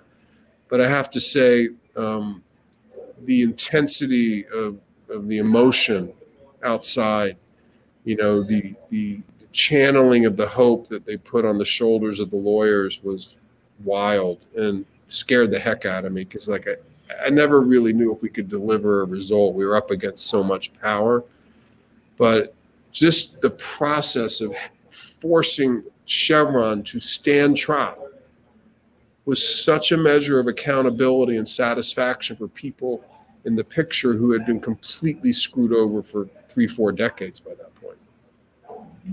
I mean, you can see the hope. I mean, look at the woman holding the baby. Look at her eyes. I mean, look at that young man back to my right. This is their way to somehow save their very existence. I mean, oil threatened them with extinction, and they saw this case as a way to save their very culture that had been thriving for millennia before oil came, before Texaco showed up and ruined it in a few short years. It was a big responsibility as a young lawyer and as a human being, and it's something I've always taken very seriously, which is probably why they want to destroy me. Right. I would. I just wanted to show. On the other hand, here is. Okay, I think this is it, right? Here's the wrong thing. Hold on. Oh God. Yeah, hold on a second. This is the judge. Preska. Yeah, this is Preska with her American flag throw in the background. Yeah, it's kind of an interesting, some contrast between those two images, I would say. Well, the other place that you could contrast the first image with is if you look up who the board of trustees of Chevron, it reads like the League of Villains. It's like Northrop Grumman. It's like all military people, weapons manufacturers, and the CEO of McDonald's, I think. And then compare and contrast that with the indigenous people of Ecuador who are just trying to get it so that they have some remuneration from the puddles of oil. Well, yeah. Let me just say this. I got to plug my computer so it doesn't shut off, but get the charger. But I'm just astonished at Judge Preska, honestly. Dealing with her now for 2 years is like, what a judge is supposed to do in our society is be neutral, right? Look at the case, look at the facts, apply the law, administer justice. And look, I get it. Most judges are pro-corporate in America, but still, most try, at least even in that framework, to be fair before, the parties before them. She just makes no secret of the fact she has a total agenda. And, to sit there, I find that picture, frankly, of having an American flag as a rug, and she constantly wraps herself in the flag. She wears these COVID masks of an American flag on the bench. And she and her husband are well-known Trump supporters, I'll add. Her husband's a big corporate defense lawyer at a big firm in New York. It's just not right. Okay. She really came into this wanting to hurt me from the get-go. She doesn't know me, doesn't care. She's going to sentence me to maximum sentence in jail, and we're going to have to appeal as quickly as possible. Yeah, what can we? What's crazy? Yeah. How the hell can a Judge Kaplan? Okay, remember, there's 2 judges. So Judge Kaplan charged me with contempt over the computer issue. Case was rejected by the regular federal prosecutor. He appoints a Chevron law firm to prosecute me. By the way, they're paid out of taxpayer funds that are held in some fund in the court. They've already billed about $700,000, $800,000 for a misdemeanor to go after me that taxpayers have paid for. Chevron financed half the work of the prosecutor. I mean, they were basically, their lawyers at Gibson Dunn were helping her and doing the work for her. And essentially, Judge Kaplan, I think, is working with Judge Preska from behind the scenes. So you have one judge, Kaplan, who's essentially my prosecutor, my judge, and my jury in a single case. That's not the rule of law. You know, judges don't get to prosecute in America. The executive branch prosecutes. The U.S. attorney prosecutes. The Manhattan DA or local district attorneys prosecute. Judges don't get to prosecute and then preside over their own prosecutions. Not how it works. But that's what's happening to me. Right. Does your ankle monitor actually say Chevron or have the Texaco logo? I'm just curious. No? Kind of feels like it. I mean, there's nights I crawl into bed with this thing and it blinks, it talks. When the battery goes low, a recording comes on from the ankle bracelet. It says, battery low, recharge unit. Battery low, recharge unit. And I got to get up middle of the night, plug it in. You know, I'm responsible on behalf of the state to control myself with this battery. Like I have to manage it and attend to it, you know, and I do. This thing hasn't come off my ankle since August 6, 2019, not even for a second. Actually, at one time it came off because they had to switch it, and it was off for like 15 seconds. But other than that, it's never been off. And you can't like walk out your front door? Like how far can you go? Not only if I have court permission. Can you guys give me 30 seconds? I got to Sure. I would take this moment to speak to the 60 corporate lawyers watching us from the different law firms. You guys are shitholes. Yeah, you're shit. Yeah. if you're not, or if you, I'm looking. Really, what's wrong with you? Yeah. There's like literally the ocean is on fire right now. And you're like, hey, I could bill another $1,000. It's like so gross. Can we protest outside of her house, or is that not good? I think the Federalist Society, Stephen, I don't know if you should be part of this, but now we're plotting. Yeah, I know. You may have to recuse yourself. Yeah. I'm saying, should we protest outside her house? But maybe that's not.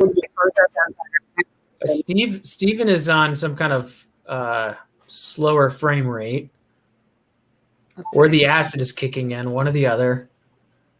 There we go. Oh, yeah, okay, can you see me now? Okay. Yes. So sorry about that. No, it's okay. My tech skills, you know, unlike you guys, I'm not a digital native and always a challenge. I just got this new camera today. Oh, it looks very good. So I don't know. Maybe it looks a little better than the last time I was on your show. You're a very attractive man, Stephen.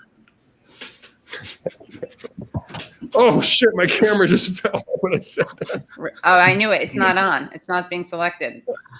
You didn't. It isn't. We gotta because if it just fell, so we can help you select it. Yeah. Okay, I feel like this is helping Stephen with his tech stuff.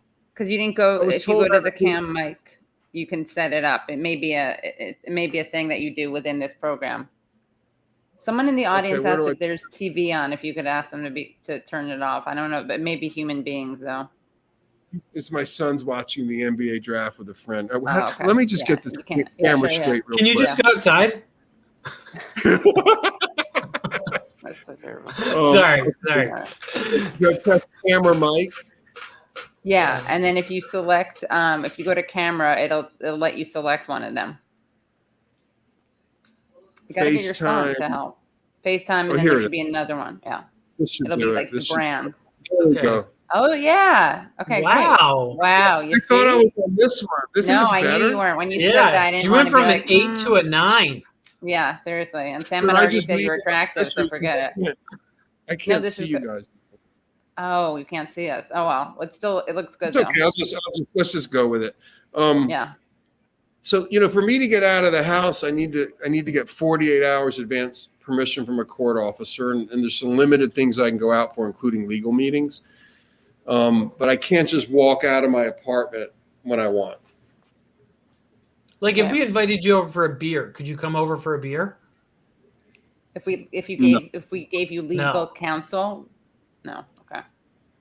Well, if I was at a law office with my lawyer, and in the course of a meeting he offered me a beer, I mean, maybe. Okay. We'll call up Ron Kuby. I couldn't go out for a beer with my lawyer just to go out for a beer. Oh, that's crazy. And her husband is also, she has all these conflicts of interest with her husband, right, Preska? Well, there's a whole famous case involving Stratford, and I don't want to get into it. I mean, I hope Judge Preska just does her job properly and treats me in a fair manner, consistent with every other federal misdemeanor defendant, and doesn't try to single me out and destroy me. I mean, just do your job, please, appropriately. Please, this is my life, my family. We should live in a society where human rights lawyers get supported and get complimented for their success, not get thrown in jail. That's not the United States of America. It's not the rule of law, and it's not how our country should be operating. And I'll say this to both of you guys. I mean, I think what's happening to me is a major test for Joe Biden and for the Democratic.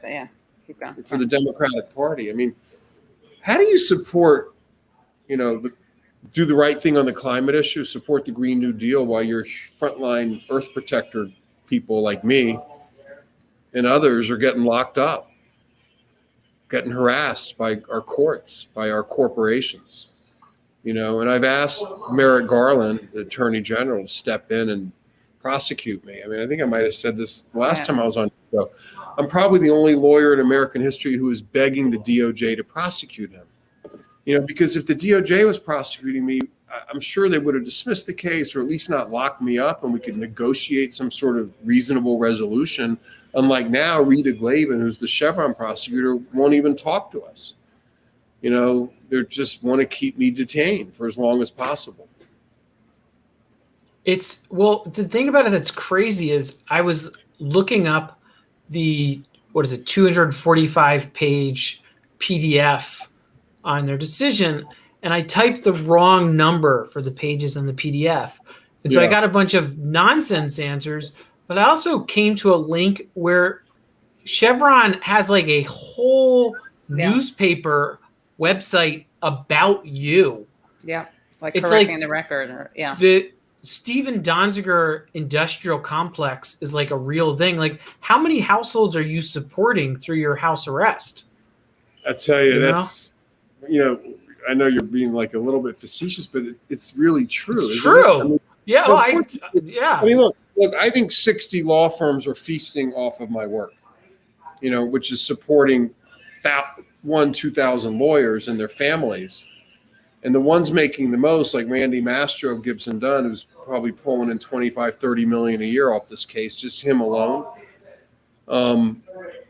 They're enriching themselves at the expense of the indigenous peoples of Ecuador. And as I said earlier, I think, they act like they hate me, but deep down they love me because I am a resilient, strong, and I think competent advocate, and they can't get rid of me. So the case You're the oil well. I'm their oil well. That's a good way to put it. But can you? If I gave up and the case ended, they wouldn't be making money. Right. And can you talk about the effect on the people in terms of the environmental and health impact? I'm looking for this exhibit, by the way. There was really good photographs. I can't find it, but there were really good photographs of the damage. But can you describe it? Sure. It's almost indescribable. You can't even conceive of it until you see it with your own eyes, because you can't imagine like this happened. But basically, Texaco went in there, and to save $3 a barrel, they dumped what's called water of production, which is like the wastewater, the poisonous wastewater that comes out of the ground with the oil. And it all goes to these separation stations where the wastewater gets separated from the marketable crude, which goes over into the pipeline to the ships to market. The wastewater just goes through pipes into rivers and streams, and it's scalding hot and has all sorts of toxic heavy metals in it, including benzene. And they just dumped it into the rivers and streams without even telling people what it was. And by the way, it's clear. This poisonous hot water is clear. So if you look at it, you wouldn't necessarily know your river's contaminated, but these are silent killers that are exposing people to poison multiple times a day. And this was designed this way by Texaco to save money. This was not an accident. You look at the BP spill in the Gulf. By the way, BP has now paid $65-70 billion in fines and compensation for that Deepwater Horizon spill in the Gulf of Mexico. Chevron's far worse spill, which was deliberate, BP's was an accident. Chevron still hasn't paid a single dollar. And Chevron's liability is much lower than BP's. So when people think, oh, how can you have a $10 billion judgment, for indigenous peoples? Well, sorry, that's like a very low number compared to the true cost of cleaning up damage of this magnitude. So there's 1,000 of these open air waste pits. There's also rivers and streams that have been completely contaminated by the dumping of the wastewater. And then on top of that, they flared natural gas for 25 years, created a black rain phenomenon. The air was and is poisoned. So you have a situation where very vulnerable people with virtually no resources, who used to be prosperous because they lived in a beautiful ecosystem where everything was clean, now are drinking contaminated water, they're breathing contaminated air, they're eating contaminated food, and they're bathing in contaminated rivers. I just posted the other day, Benjamin Piaguahi was a friend of ours for years. I met him when he was 13 years old. He just died of cancer in the town of San Pablo, and his dad is the last shaman for the Sequoia, and his dad has lost 3 kids to cancer. Because in the Rio Xuxufindi, which goes right in front of their home, Chevron had dumped billions of gallons of waste into this river over the years, and they fished and bathed in the river. So it's a real terrible situation. And, we talk about Stephen Donziger. Let me say this. Chevron wants people to think about me and not about what I describe. That's the bottom line. They if I didn't exist, they'd have to invent me. And they have invented me because the person they attack doesn't exist. The person they attack is an American lawyer/criminal. That's not me. They've used Kaplan and Prescott to criminalize me, to attack me falsely, to distract attention from their environmental crimes and their ecocide in Ecuador. So if I didn't exist, they'd have to invent me. And in reality, they have invented me. They've invented this false caricature of who I am as a way to get people to think about me rather than the crimes they committed in the Amazon. Well, it's like crazy because they have a market cap of something like $190 billion. So it's not like they can't afford to clean up their mess. They broke it, they bought it, and instead they're like, we'll spend $100 million to punish this guy. Well, that's exactly right. And it's sickening, honestly. I mean, it's like on one level, I hate that I have to pay this price. My son, my wife, my clients are hurting. On a whole other level, I weep for our society. I mean, I'm honestly scared about it for our country, for the survival of even liberal democracy, whatever you want, or imperfect democracy. The rule of law, to the extent it exists, is under serious threat in this country.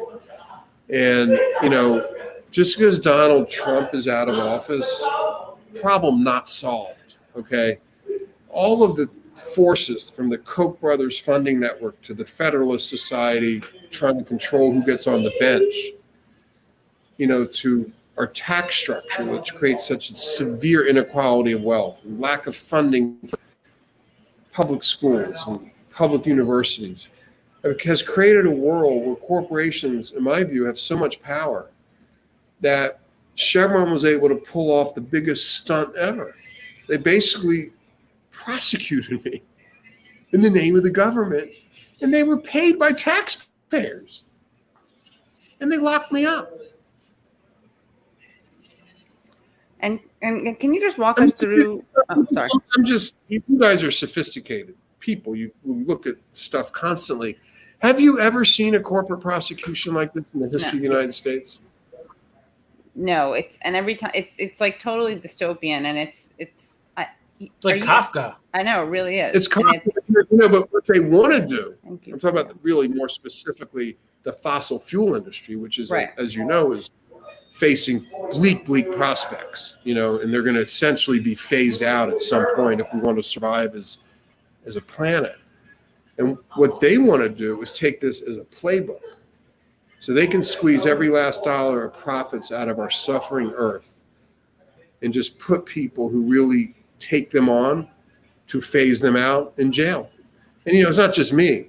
You're seeing all these enhanced punishment laws for protests at oil sites around the United States. The states are passing. ALEC is behind the whole thing, putting in this legislation at the state level. A woman in Iowa was just sentenced to 8 years in prison. She vandalized an oil pipeline. 8 years in prison. This is happening, and these aren't just isolated incidents. Like what happened to her, what happened to me. The Kazowitz firm, which is Trump's law firm, copied what Chevron did to me, and they sued a lot of people in the Standing Rock protest movement under RICO, under this racketeering law. These companies are copying each other, and they're using the same law firms. And there's a whole, what I would call a fraud industrial complex used by these fossil fuel entities, pipeline companies, oil companies, to try to intimidate the hell out of people who are protesting. It's just wild. It's wild. And that's why people say I'm a corporate political prisoner. Maybe it's not like the government's doing this to me. It's a corporation that sees control of a piece of our government that's doing this to me, but our government is letting it happen. Right. Judges are part of the government, and electeds are not speaking out, and and their goal, the goal of the Chevrons is to so normalize this that they can just do it again and again. And like, oh, that's not that crazy. They already did that to this guy Donziger, and the judges approved it, so no big deal. They want to use my case to normalize the whole playbook. And is there anything that can be done to give the payment to the people of Ecuador? Oh, right now, there's lawyers in other jurisdictions outside the U.S. working with the Ecuadorian communities. Let me be clear. What happens to me is different than what happens to the case, the bigger case.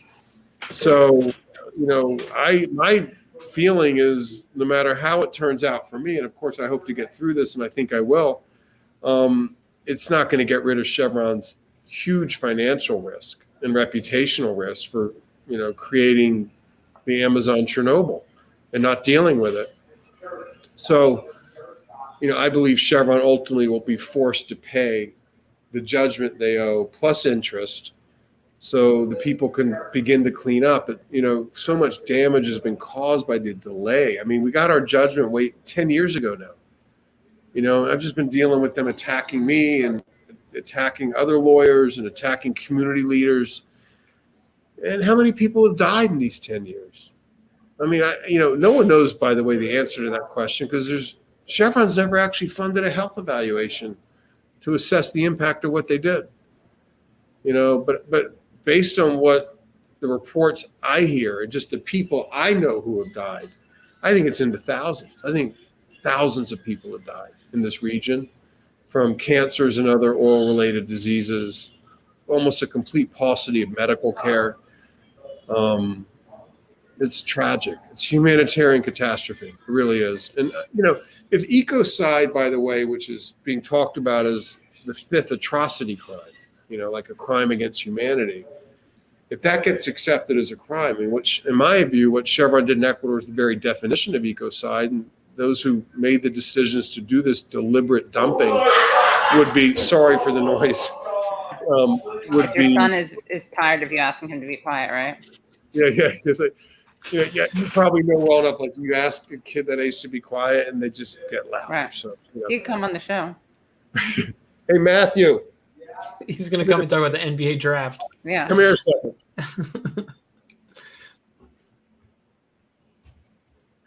Maybe Can we he ask could- him? Can we ask him a question? Yeah, they want to meet you. Just say hello. This is my son. Hi. Hey, Matthew, we have a question for you.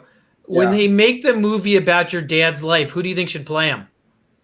I'm not sure. Okay, think about that. Yeah, I'll think about it. Maybe like Tom Hanks. Tom Hanks? Okay. Who's going to play you? Myself. Nice. How are you holding up? Are you sick of your dad yet? A little bit. Yeah. We're doing fine. We're staying strong. Yeah. How do you keep your spirits up? I don't know. I just try to like take it day by day. Like, just living life normally for now, and then like dealing with it when I come home and stuff. But I feel like I'm handling it pretty well. I think he's handling it great. The fact is, we have been able to spend a ton, not by design, but we've been able to spend a ton of time together these last 2 years. And Matthew's been awesome, and as is Laura, my wife. And, we try to create happiness in the four walls of our home despite this ridiculous ankle bracelet. Now, chat is. I got to jump in, Stephen, because this is breaking news that you have to hear. Chat has said Harrison Ford, Tom Hanks. Somebody wrote Tim Robbins, hello. Oh yeah. And Matt Damon. Matt Damon. We might need a couple of people because it's 28 years, right? Oh. So Oh, yeah. and now that there's this old dude. So, Hanks could probably play me now. Oh, George Clooney. That's George very funny. Clooney. Yeah. Yeah. Are you? Not to sound corny, I just have to ask you one question, Matthew. Right? Sorry Yeah. Are you proud of your dad? Yeah, I am very proud of my dad. That's nice. Yeah. I'll double your allowance for saying that. Yeah. Yeah. No, the reality is that's the very first time that my son has been interviewed about this. And I don't know why that just happened, but because we try to sort of keep him away from this, but obviously as he gets older, he knows all about it. We talk about it. I'm glad he just did that. Yeah. But it's funny, the last time I was on your show, I think your niece or your daughter was on. A family friend. Yeah. With Roger Waters and me, or some Yeah. young child. She's So, what the so hell? cute. Yeah. She's 6 Most and a adorable half. child. Most adorable child. Yeah. And she she tells everyone, she's like, I met Roger Waters, the most famous rock star ever. Yeah, that was great. Roger, Yeah. I don't know if you know, Roger is probably the most successful solo artist, rock artist touring the world. And he's been a huge supporter of the people of Ecuador. I want to salute him again. He's a humanitarian and, to me, an incredibly lovely person. And also Susan Sarandon and Marianne Williamson have been huge. Sting and Trudy. We've had, some big. Mark Ruffalo has been getting behind this a little bit. We've had some, people with a lot of reach, care. Roger came to Ecuador. Trudy came to Ecuador. It's pretty amazing that people, like in that picture you showed outside the courthouse, people that day, by the way, those indigenous women didn't even know they had a right to go to their own trial. One of the things I think I was telling them in that conversation was you can go into this building and attend your trial, because that was at lunch. And in the morning, there was hardly anyone in court. They were all on the street. And I was puzzled as to why they didn't come into the courtroom. When I went down for lunch, I realized they didn't think they had the right to go into a courthouse in their own country. That's how beaten down they had become because of the attacks by Texaco, but also just the racism in Ecuador and in the whole structure of that society. They had never believed they had a right to participate in their court system, to bring claims against a company that was literally killing them all. So bringing people into court after lunch and there's some great other pictures from Lou DeMatteis' book of that scene, was powerful, man. I mean, I can't tell you. You had Chevron's lawyers, in their Guayaveras, like literally drenched in sweat. They were petrified to be in proximity of the people they knew they had completely destroyed. And the people they had destroyed are the most peaceful, dignified, sophisticated, and intelligent people I've ever had the privilege of knowing, and I've learned so much from them. But in the minds of the Texaco lawyers, and the Chevron lawyers, since they were kind of, everything they'd done was through like this racist, colonialist prism.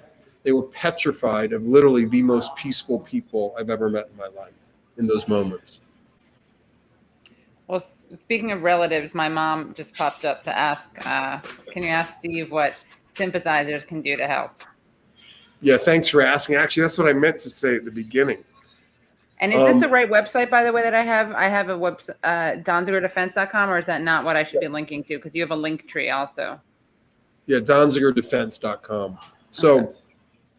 The way we do this is we need financial help. We have a pretty big reach of donors who give modest amounts of money. A lot of people give modest amounts of money to keep this going. So if you go to donzigerdefense.com, as a matter of right now, we're trying to raise another $100,000 to pay for my appeal. So we're kind of sending a bunch of letters out. But if you can help with a donation, that would be fabulous. Any amount is deeply appreciated. It's held, by the way, in trust in a law firm in Seattle, Friedman Rubin, and it's used to pay legal expenses, but also some of our household expenses since I can't work, given that I'm locked up and have to survive this. So if you can't give, please go to the website anyway. There's a lot of materials, and give us your email and you will get regular case updates that we send out every so often, and you'll be part of our campaign. And sometimes we ask people to take actions like sign a petition. So please join the campaign and you can do it at donzigerdefense.com. Ironically, a bunch of Chevron lawyers are like, oh, this is how we keep the oil well going? Let's contribute to his defense. Yeah, right. Yeah, we want Stephen to keep paying lawyers so Chevron will keep hiring us, paying us. Yeah. I mean, the two Chevron lawyers who were witnesses in my recent contempt trial, one of them testified he was billing Chevron $1,300 an hour. I don't know. That sounds like a lot of money to me. 1,300 an hour. I mean, you work 10 hours. You probably work many days more. That's $13,000 a day. Bonkers. I mean, but that's Chevron has so much money. They can do that. We have to $50 interview. Exactly. But you see the incentive structure.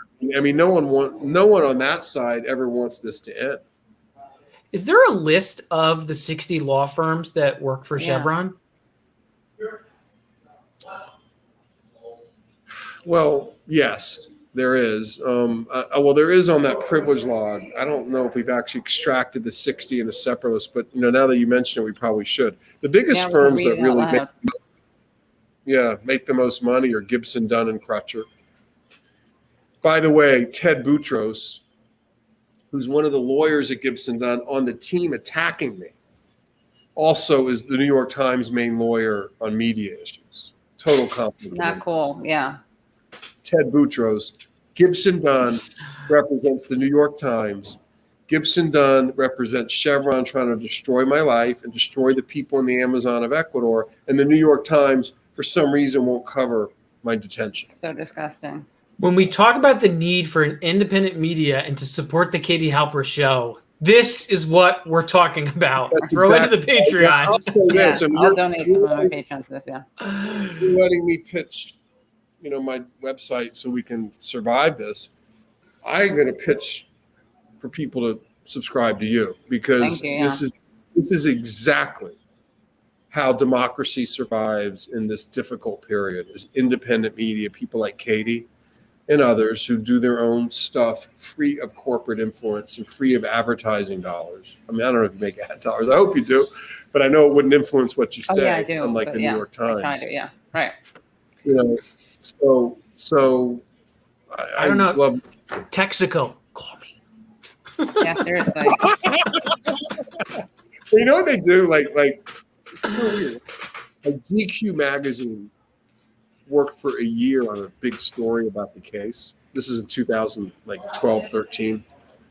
And suddenly the guy just disappeared. He stopped returning our calls. The story never ran.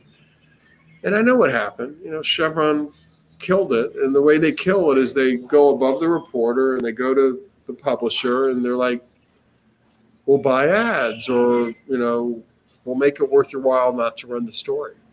And, you know, Chevron's, as I understand it, one of the biggest, if not the biggest client of T-Brand, which is the New York Times online ad agency. You know about T-Brand? You can go to the New York Times as if they're an ad agency and just pay them to create your digital ads. And that's what Chevron does. They're very clever. Let's do one now instead for of going you. on like, what's that? We should do one now for free Donziger. I know. But if you Google anything about Ecuador on the New York Times website, be it related to this case or not, Chevron's ads usually come up.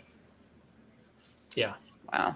And they buy Google ads. If you Google my name, you know, I know that like usually the first PR, thing- that hit piece comes up. That hit piece website. What is it? The one that Sam was mentioning? It's like Amazon Post or something. Yeah. Yeah, Amazon Post, and they make it look like, yeah. So to your point, they have a website that they've created that you know, they've been running for years. That's dedicated primarily to defaming my reputation.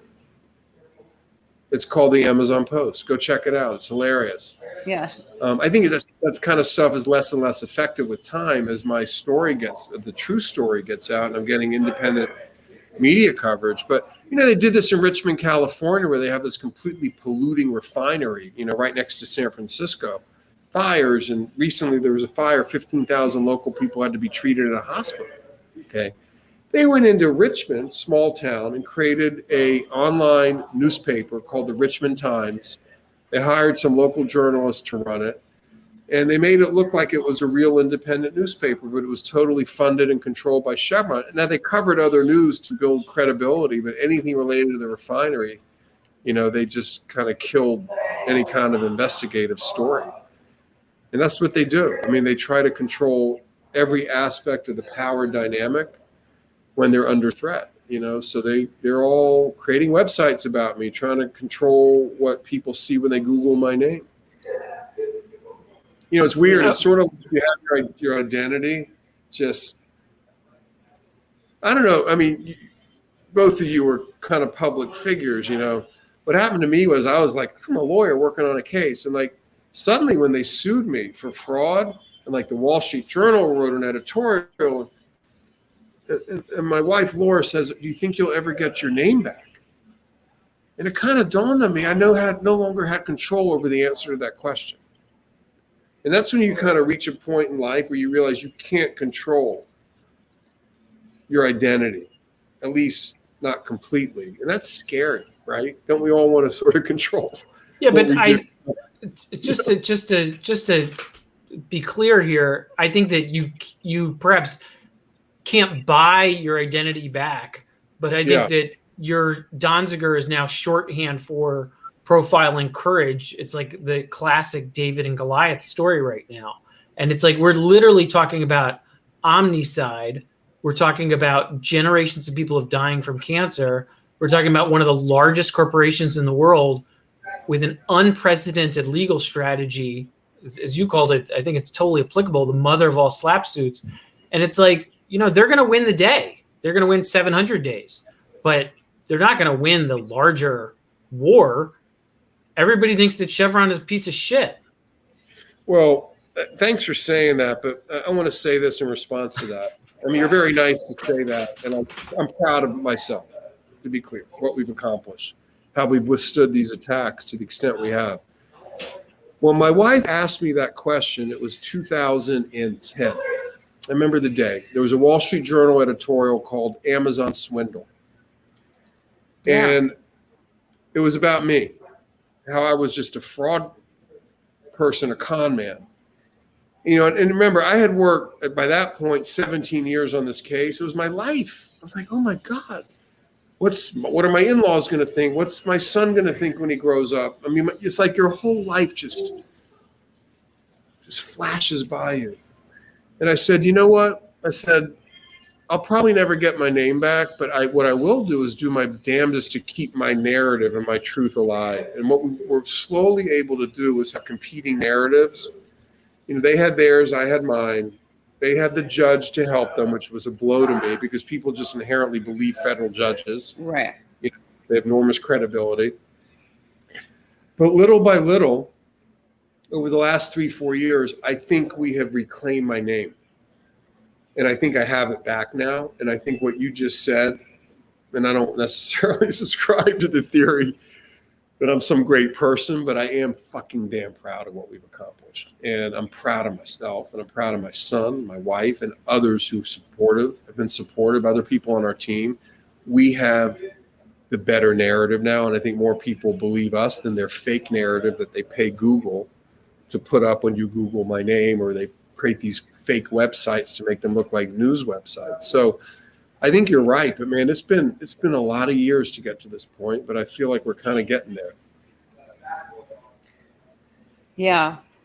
This has been different than any other interview I've ever done about this case. You know why? Because this is like a living room conversation. Yeah. Like you guys have just made this into a little chat, and you have a really good way about how you do this podcast. It's awesome. Thanks. Oh, thank you. Yeah.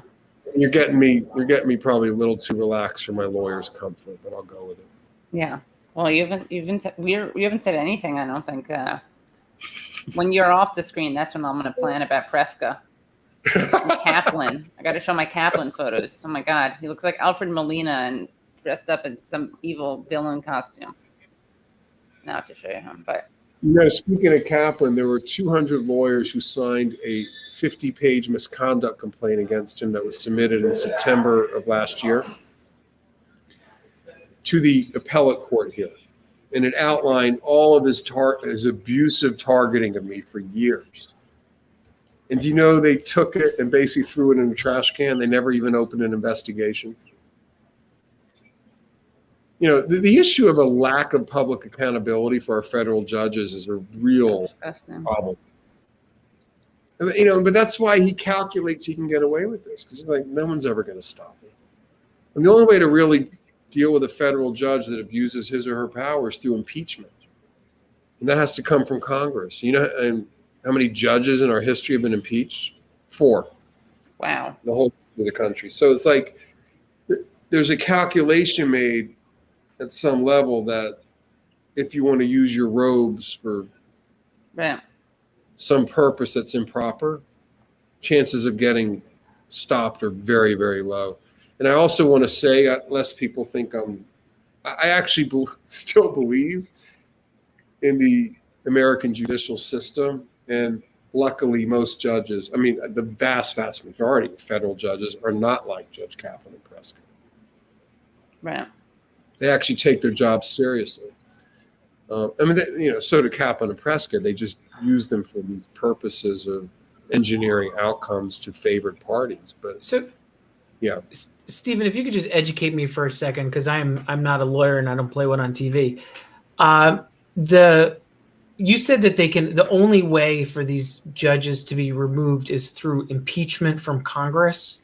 Is there a way that they can be disbarred? And I'm curious about this, not just because of the 2 judges in your case who are pretty nauseating, but there's just so many judges that just got filled in through the last 4 years under Trump that are all terrible hatchet people.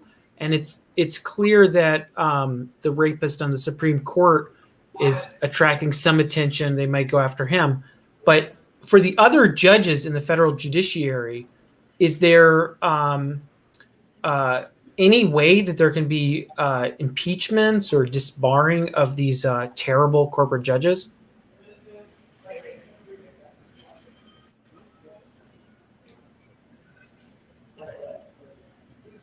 His lawyers are like, do not answer that question. I know. I'm like trying to get to this.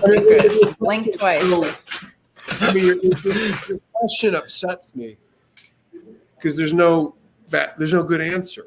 I mean, we're basically, and I will say this, all the political movements in this country right now that have been positive, like Black Lives Matter and, healthcare for all, dealing with the inequality issue and gender bias issues, do not matter in the end of the day if we cannot have fair courts.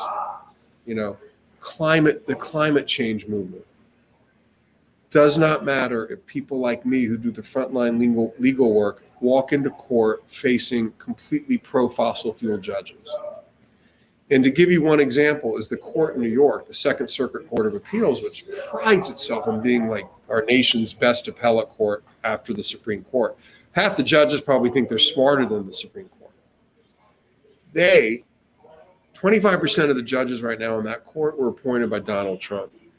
And, it's not like before Trump came in, it was a progressive court. It was already tilting pretty heavily pro-corporate, because of, all the Republican appointments through the years, and then balanced a bit by Barack Obama. But Obama was appointing centrist judges who are also pro-corporate, whereas the Republicans were appointing hard right pro-corporate judges, which produces a court that is pretty hard right, because our side never counterbalanced it with people who did civil rights work or defense work, criminal defense work or human rights work or environmental work. I mean, you walk into court now when you're a human rights lawyer, you get a 3-judge panel. I'm talking about the appellate court. Chances are at least 2 and sometimes 3 are just hard right judges. Maybe if you're lucky, you'll get one of the handful of the last liberals left, appointed by Bill Clinton, half by mistake, because most of his appointments were very pro-corporate neoliberal types. So it's very stacked against people who do the work I do, which, by the way, it was good Chevron wanted the case in Ecuador because the judges there, frankly, are more fair than my experience is many of the judges here. So it's a real problem. And, judges in America at the federal level are lifetime appointments. I mean, there's judges who keep working until they're 95, 100. They love their jobs, and there's nothing to force them off the bench other than them either retiring or passing away from old age. So it's not going to change, and look, I fully endorse the move to consider expanding the Supreme Court and sort of changing the term limit structure on that court, because right now it's not a court that represents even close to the will of the majority of Americans on most issues. Was that too depressing? I hope not. Yes, it was too depressing. I mean, but people, Standing Rock, they're at line 3. Please don't lose focus on the importance of our judiciary. When you're protesting line 3, and Enbridge, which is building the pipeline, is paying local public police to arrest you. And another example of a private company taking over a public function of government and controlling it for its own self-interest, just like Chevron did with my prosecution, that's a danger sign. We need to pay attention to that kind of thing. That shouldn't be happening. And that's really what tilts the whole playing field in favor of the fossil fuel industry and against people who are doing the important work to save our planet. But it's I think the part that you said before, which really nails it, is that the Republicans give us Amy Coney Barrett, Gorsuch, and the rapist guy. Yeah. What's his name? And then the Obama. What do they give us? They give us Merrick Garland. It's not the playing field is like I never understood Obama's appointment of Merrick Garland to the Supreme Court, and it made no sense to me politically because he was so centrist and vanilla, and Obama needed to appoint a real human rights lawyer like Cheryl Gwen Eiffel, would have mobilized people.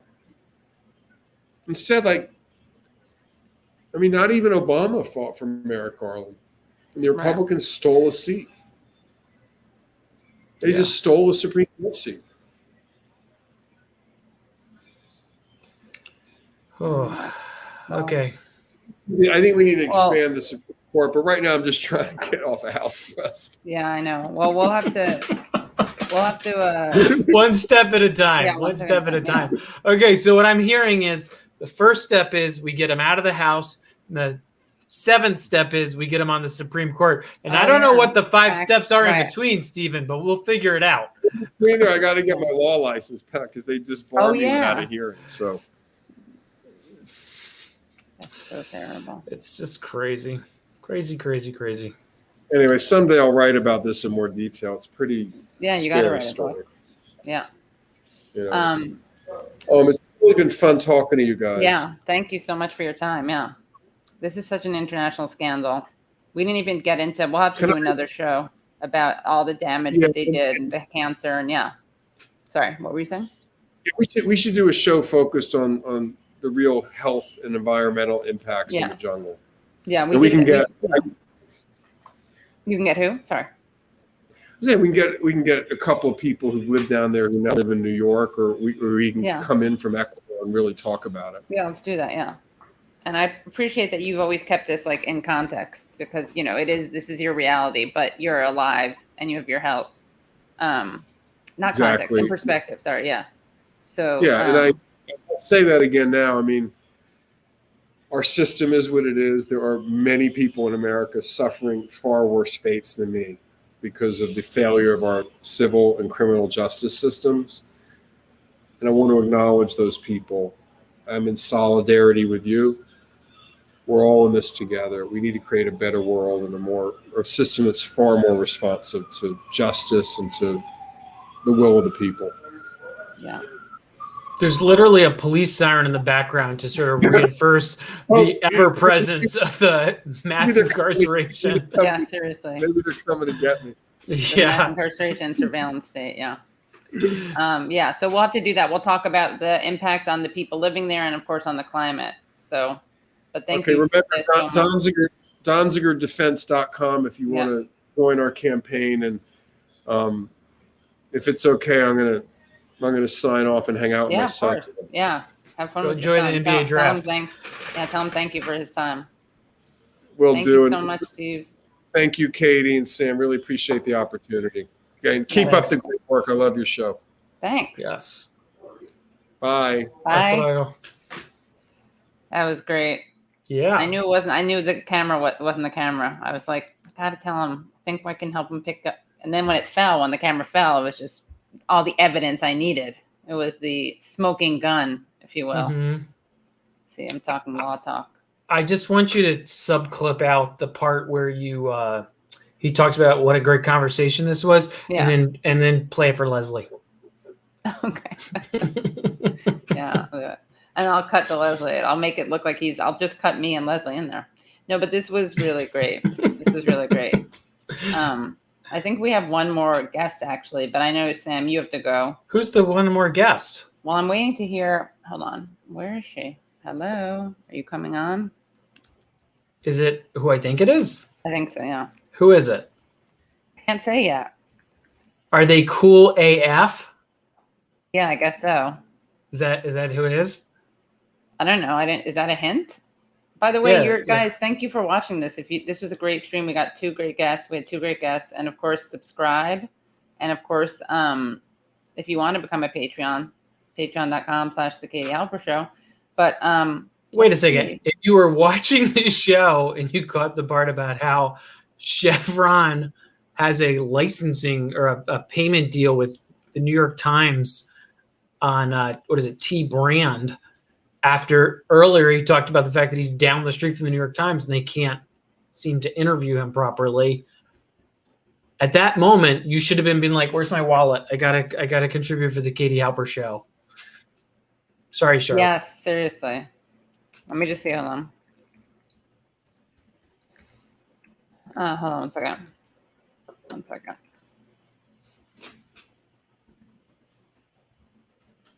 What else? Ask me anything. Ask Sam anything. I think we're gonna get. I think we're definitely gonna. I'm gonna find out when this person can come on by. But do you guys Okay. have any questions for Sam? No, I was they gonna no say for questions for Dad me. because I was gonna say for the dad, but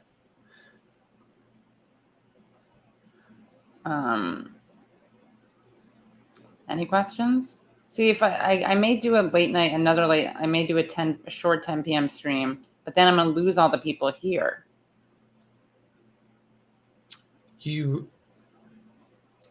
But would you guys come over to a Patreon? Well, oh no, they're gonna get really mad at me. It's gonna be a Patreon only stream. Is there like a rebellion against that? Of course. Okay. What else? Anything else we need to talk about?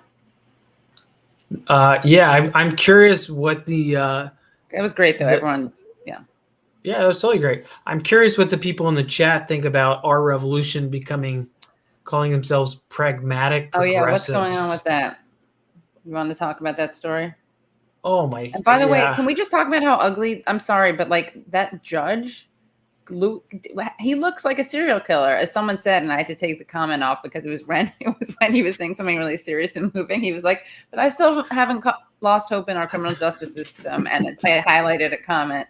Like he literally looks like Alfred Molina playing a serial killer. Hold on, that judge owns a white van that you cannot unlock from the inside. I know. Hold on. Let me wait. Don't say that. Don't make any more jokes until I have him up so people get the full effect of it, which probably I should be like doing some trigger warning or something, but hold on. Yeah. If you see this guy near a playground, you would tell your kid to come near you. Yes. Hold on.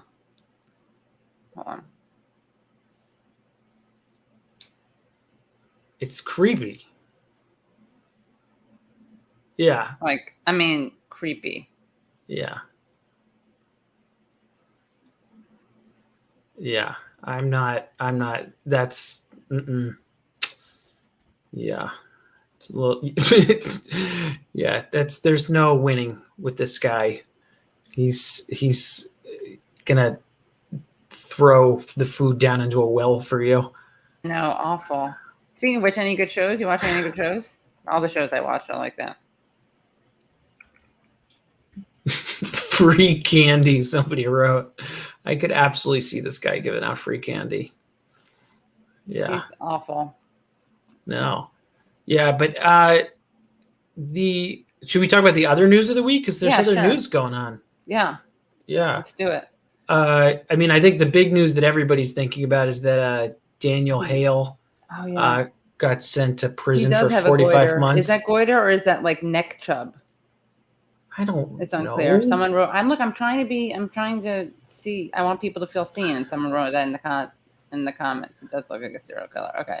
He really looks like an actor playing a serial killer. All right. Yeah. He's creepy. Yeah, I'm not a fan. No, I think, do you want to talk about the other news or do you want to sign off? Yeah, let's talk about the other news. Daniel Hale took one for the team, and he got sentenced to 45 months in jail for leaking the drone program documents and the human cost of the drone war. Yeah, so basically if you what was his job? He was I never know what any of these guys do. They're just like in something intelligence-y, right? Yeah, I think he was a drone operator. Am I wrong? Right, because he apologized for taking people's lives, right? Yeah. Instead of so basically if you commit a crime, you're fine. Oh, that rhymes. If you like sue Chevron, if you sue over a crime or you blow the whistle about a crime, so like Assange, John Kiriakou, Steve Donziger, Manning, Snowden, then you're going to go to jail be in trouble, under house arrest, tortured. But if you actually do the deed, if you actually torture, if you're the CIA guy who tortures, if you're the collateral murder stars, nothing will happen to you. Yeah, he was an intelligence analyst. Okay, yeah. Yeah. No, it's totally bonkers. It's like Rumsfeld died, the corporate press goes, well, he kind of screwed up the war, but his heart was in the right place. And Hale gets 45 months in jail.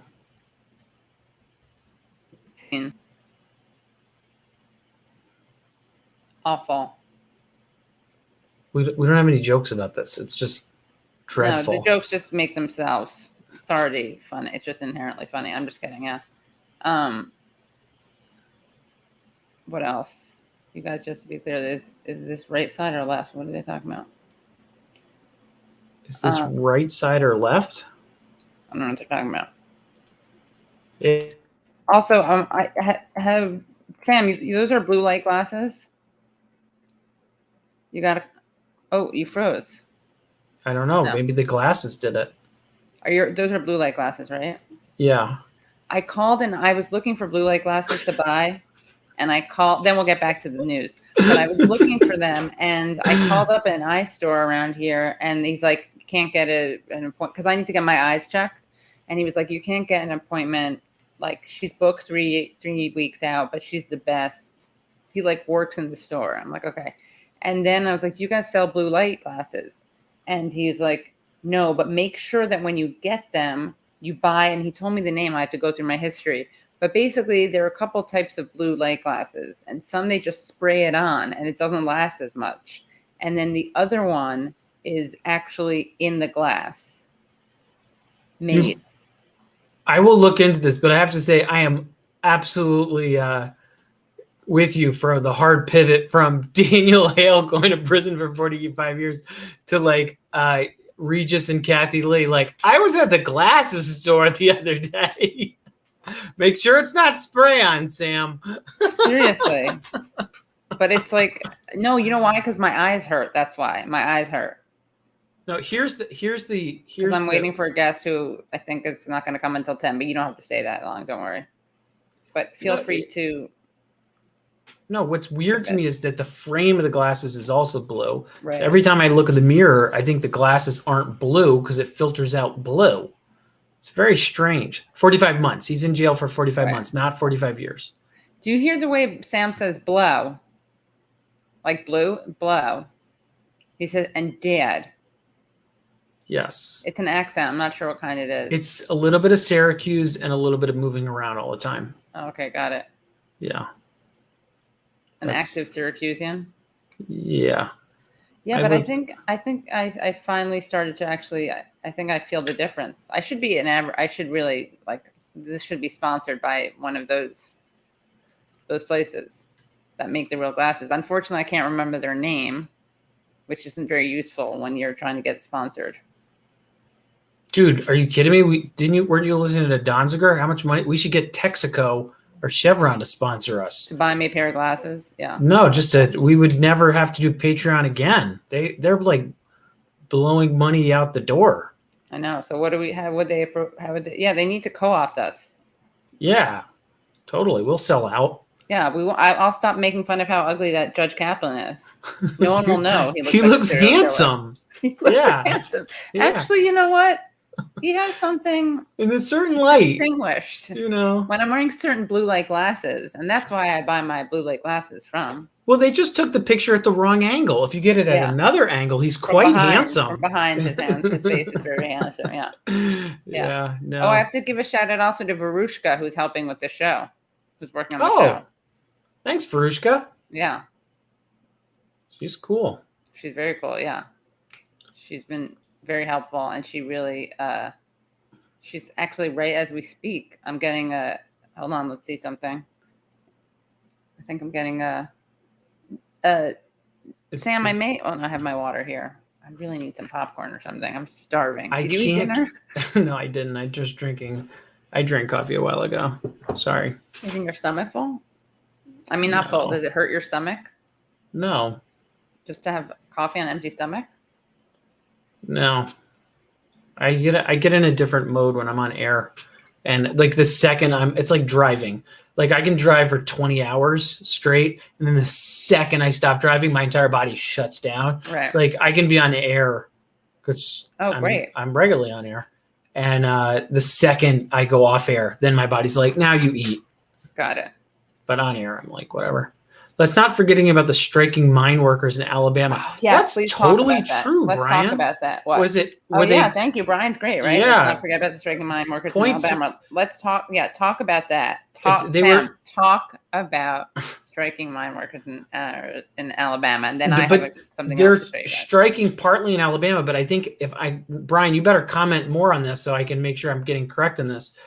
I think they came up to New York, and I think the name of the company is BlackRock. It is. It's BlackRock. Yeah, they're a big investor in what is it called? The mining company. Yeah. Yeah. They've over 1,100 workers from 2 Warrior Met coal mines in Brookwood, Alabama, have been on strike since April, and they came up to the New York City headquarters for BlackRock, and they should totally be supported. I should have them on the show.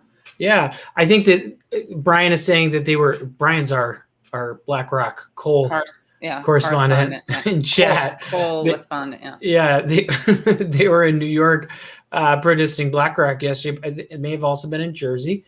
And I think we should also not forget the Frito-Lay workers who were just on strike. And the working conditions in Frito-Lay sound disgusting.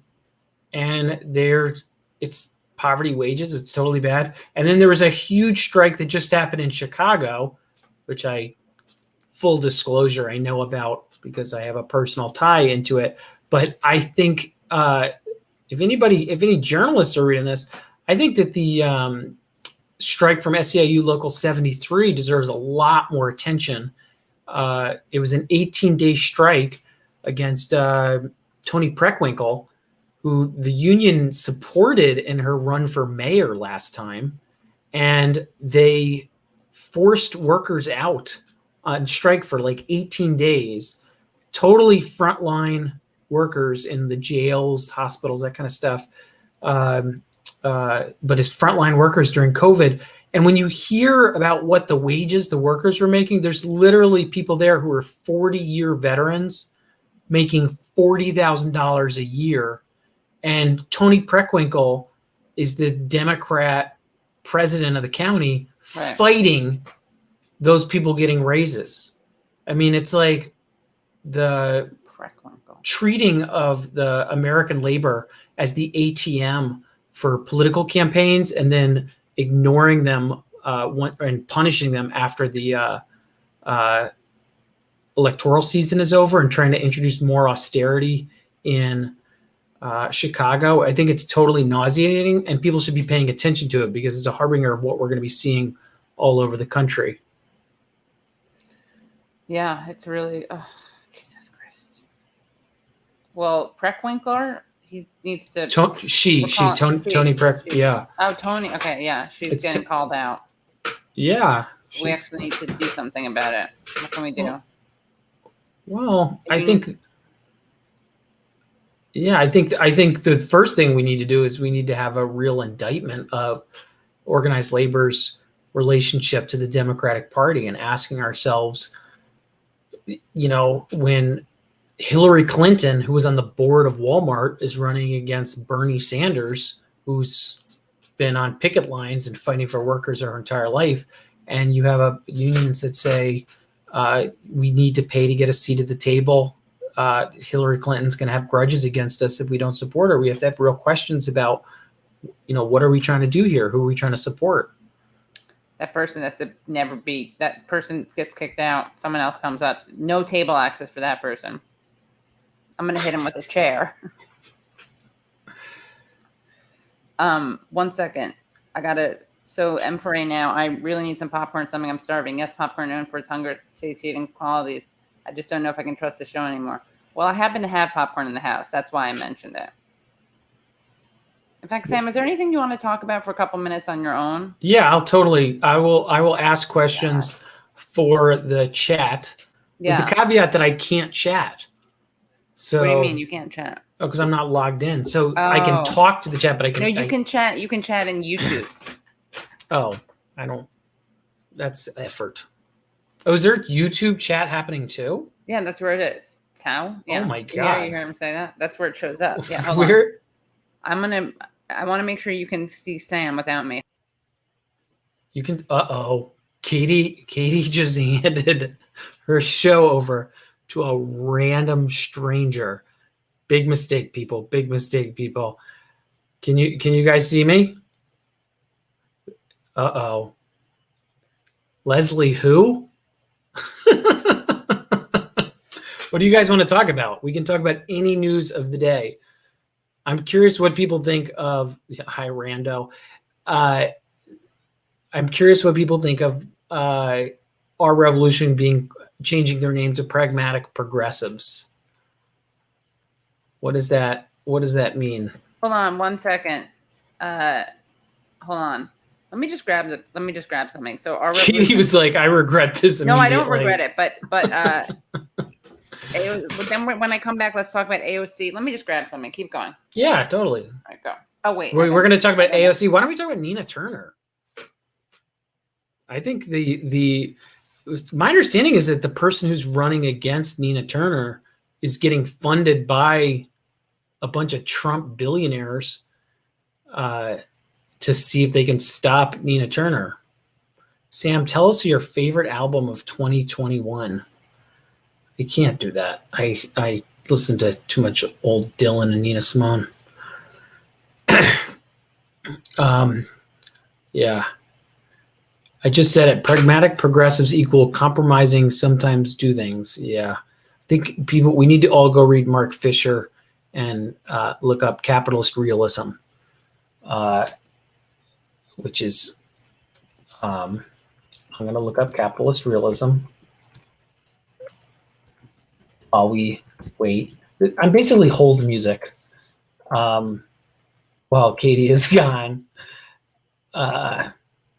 Capitalist realism is loosely defined as the predominant conception that capitalism is the only viable economic system, and thus there can be no imaginative alternative. Read your Mark Fisher, people. It's. I don't like pragmatic. Yeah, no, it's. I just felt like it was like they purposely named it something so we would all bury our heads in our hands and go, it's bleak. I don't think Nina Turner is selling out. I think that Nina Turner is playing a good role, and I think that we should be. I think we should support Nina Turner. I actually really like Nina Turner. The thing about Nina Turner that I only realized like a week ago, this is my totally stupid realization, is that her name actually contains Nat Turner hidden in her name. If you spell her name out, it's Ninaturner. And I think that Nat Turner is like a total hero. I think he's so awesome. And so I liked Nina Turner before I realized that Nat Turner's name is hidden in her name. But now that I see that Nat Turner's name is hidden in her name, it's almost like I like her even more. That's just my little crazy hold music word things. Not sure that's going to be a good GOTV strategy. What, to tell everybody that it's Nat Turner?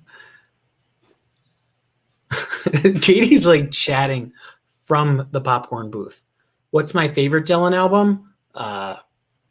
What's my favorite child? I can't answer that question. What's my favorite hand? I like both of them. You don't have to pick.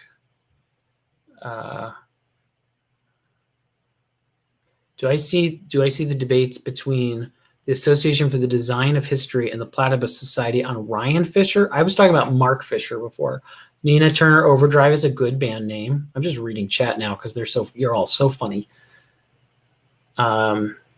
But yeah, I think that people should support Stephen Donziger, and I think people should support the people of Haiti, and I think that people should support Nina Turner. What's your view on street protesting? Do you agree that it's a proven fruitless ritual of Jesuitism for slow learners? I don't know if I'm going to buy all that. I think that street demonstrations of power are good. I think sometimes that we have the 60s revival reenactment ceremony, which I'm not a big fan of. Sam, tell us a politician you met who was GOP. Well, I met Trump before. I've met a lot of Republicans, actually, because I go to the RNC sometimes. I like Aaron Mate. And I'm not going to weigh in on the rest of it because Katie will be like, you can't come back on my show if you talk a bunch of trash about internecine left independent media infighting. Discuss how Kristen Sinema blocked Democrats' plan to spend $3.5 trillion on infrastructure, setting up major cuts. I actually think that Kristen Sinema, while she is a bad person, I think that there's a lot of other Democrats who are using Manchin and Sinema to hide under their coattails, and they secretly appreciate Sinema and Manchin. Sinema seems not to care that our own state is flooding, the West is burning, and infrastructure around the country is crumbling. This is from Rashida Tlaib. Sinema is more interested in gaining GOP friends and blocking much-needed resources than fighting for her, scroll down, than for her residents' futures. I think that's actually true. And I think if you go and you look at the heat dome in Arizona, if you look at the flash floods that have been happening in Arizona, and if you look at the very serious forest fires in Arizona, it's absolutely horrible. And I think Sinema is totally gross. This is not a defense of Sinema. I think that there's a bunch of other Democratic Party politicians who are just using Sinema and Manchin to be a right-wing Democrat foil, and they're pretending they're better than they are. Dude, don't blow up my spot. Be quiet. I don't look like Dor.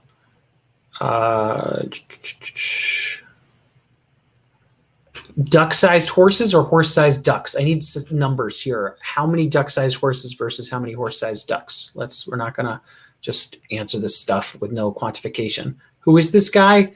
I am the hold music while Katie gets popcorn. That's literally all I am. Manchin and Sinema provide cover for Chris Coons and Mark Warner. Yeah, I think that's totally true. You're right. We should shit on them too. Instead of, totally. Like, that's the thing. Instead of pretending that Manchin, we just need the circles just bigger. So who are we going to get up for this? This is actually a good game. Wait, the shitting on circle? Yeah, pin the tail on the donkey, actually, so to speak. Because we got Sinema and Manchin. Those are easy. But Warner, who else? Who was the other person I just said? Wait, time out. There's a stack we're working through, Katie, because I'm dealing with the chat. You can take your break still. I would fight five. Wait, is it fight 5 duck-sized horses versus 1 horse-sized duck, or could I be friends with them? You're specifying it, making it like it has to be an aggressive thing. Maybe I'd be friendly with them. There's got to be a way that you can support Donziger and not need a checkbook. I think it's Chris Coons. Is Chris Coons the one from Delaware? There's that. I forgot picture. I was on video. Yeah, that's okay. It's fine to eat. No, I didn't do anything bad. Yeah. But there's a picture of Chris Coons' daughter. Yeah, with Biden. And Chris Coons has this smile. Like, he's not smiling at what's happening. He's just smiling in the background. But it's the creepiest photo. And it just gives you a sense of, like, how gross they all are.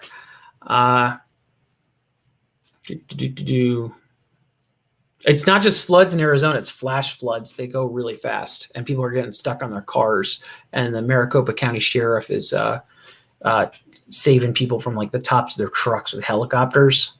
I mean, it's just bonkers. So they tried to get me to weigh in on the Jimmy Dore, Aaron Mate, crystal ball Kyle and the Young Turks, and I only said that I like Aaron Mate, and I did not weigh in. All right, that's good. We talked about it a little bit on Useful Idiots in the Substack only. About the war that's happening? Yeah. Yeah. I thought that Kyle Kalinske had a good point when he said he had a video where he said that the people who were shitting on Medicare for All over certain people's behavior, that's not good. And then also, though, he thought that people who are like shitting on like Cori Bush, who showed up, that wasn't good either. Listen, I don't actually know this guy well, but Jordan Chariton, Yeah. am I saying his name wrong? He was on Useful Idiots this week. Yeah, he had something recently where he's talked about how the internal fighting between the lefty media personalities, and I know you've heard me say this 14,000 times. I'm just sharing it with your audience because you're like, Sam, you bring this up like once a day. He was just like, we've got to get past this. This is like really not this drama is the correct word. The infighting on the left media sphere, we just got to move beyond it. My personal theory is that in the same way that when Goldwater lost, the right felt like it was out in the desert for a while because there was such a rejection of Goldwater. I feel like the left-wing media really got its hopes up with Bernie. And when Bernie lost and Biden won, I think that we're in the desert. And so I think that there's a lot of people who were not, they were either preparing for Trump to win re-election, they thought Biden would lose to Trump, or they thought that Bernie would win. And they're now stuck in a rut going, geez, Louise, we're stuck with these Biden, Clinton, Obama people for a lot longer. And I think we need to stop turning on it ourselves, and we need to go against our enemies. That's my 2 cents. Yeah. I think that's a good, it should somehow, we were talking this on Useful Idiots, how it should somehow, guys, one way, good. Thanks. What? Yeah. One way you can help Donziger is to share the stream widely. That's true. Yeah. What I want to do is I want to be the Farrakhan of left media beefs. I actually hate Farrakhan. I'm not a Farrakhan person because he killed Malcolm.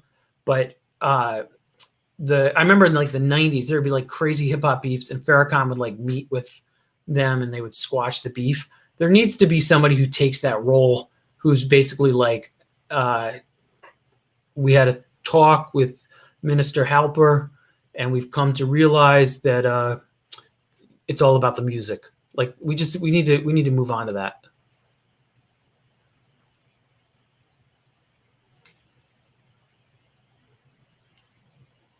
Yeah. People are like, it's not a feud. It's just the way they went after Aaron. Feuds sometimes have genesis events, but we've got to stop, take a deep breath, and move on. That's what we need to do. We need to, Katie, Farrakhan killed Malcolm. People are proposing Katie as the beef squasher. How or why? What are you asking about Malcolm X's, the murder of Malcolm X? Or are you asking how and why about squashing beefs? Katie, you're in chat, dude. You're part of the conversation. You can come back in. We don't mind if you're eating popcorn. Malcolm. Why did he kill Malcolm? Well, I'm not going to say that there was no government involvement in the murder of Malcolm X. Malcolm X was clearly targeted by the government because of his internationalism, his analysis, and his brilliant oration. But he also had enemies within the Nation of Islam, and he got, I think ultimately who pulled the trigger were people who were within the Nation of Islam with Farrakhan's blessing. That's just Malcolm X was the best. I'm a huge Malcolm fan. If someone attacks me unfairly and I'm just sitting here, that's a beef.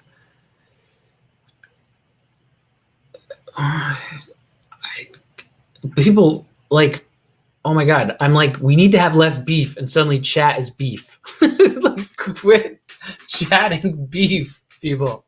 Like, were you paying attention to what they're doing in Haiti? Are you paying attention to what's happening to Donziger? Are we paying attention to what's happening to Daniel Hale? Are we paying attention to what's happening in the larger world? We don't need to have inter-left squabbles with J. Edgar Hoover. Clearly played a part. I'm not disagreeing that the FBI is not a criminal organization that committed murder and has done terrible things. But Katie's going to start a cooking show called Beefing with Barbecue. No, but people, squash your beefs. Squash your beefs.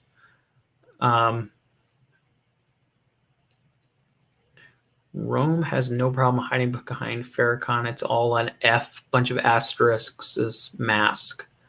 What are the asterisks? Is this like a footnote? What's going on here? No. I think that this week we lost two very important people. We lost Glenn Ford of Black Agenda Report, and I think that is a loss that people will be feeling for some time. And then I think the other person that we lost was Bob Moses, the civil rights icon and the Algebra Project founder. And I think that we should look at both of their lives, Glenn Ford and certainly Bob Moses, and what Bob Moses did and contributed to. And that's the model, not drama between podcasts, lefty podcasts. It's just corny. Why don't we talk about supporting Daniel Hale? Said other whistleblowers will see they won't lose their livelihood if they do so. That's a great idea. I'm gonna the virtual Jonathan. I'm gonna just give me a second.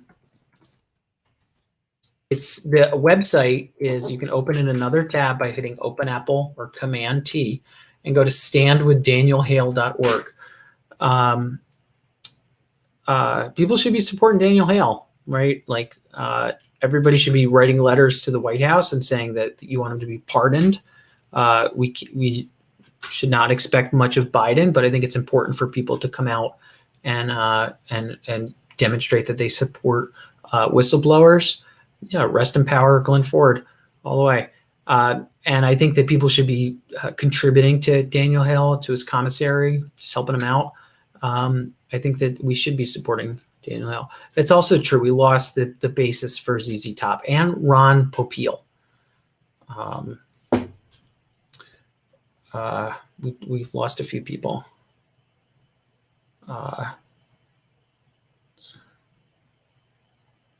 Where are the vegans with all this beef, Verushka says. I love Verushka.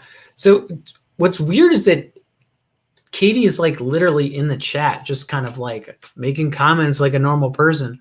Like, why? What is she doing? Like, I think she's talking to the other guest. I'm not going to. Yeah, Ron Popeil died. Sorry to be the bearer of bad news, but that's not all. We also lost. No, just kidding.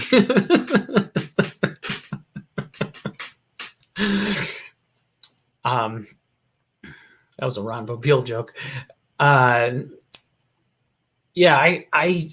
It's not that I don't think that different outlets deserve criticism.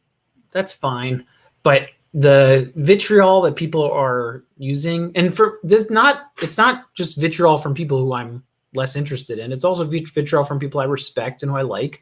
And I'm just like, eye on the ball, people.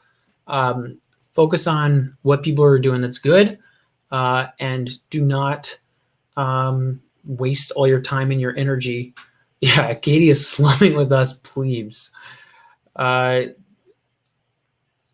Katie's part of the chat.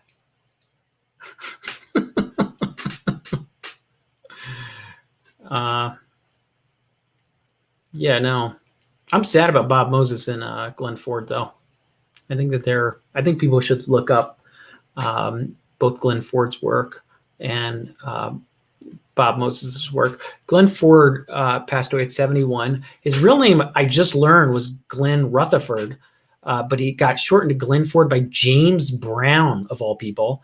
And he did a lot of really great stuff. He did early shows on hip hop. He did a lot of reporting on Black America. He did Black Agenda Report. Obviously, it's what he's most known for.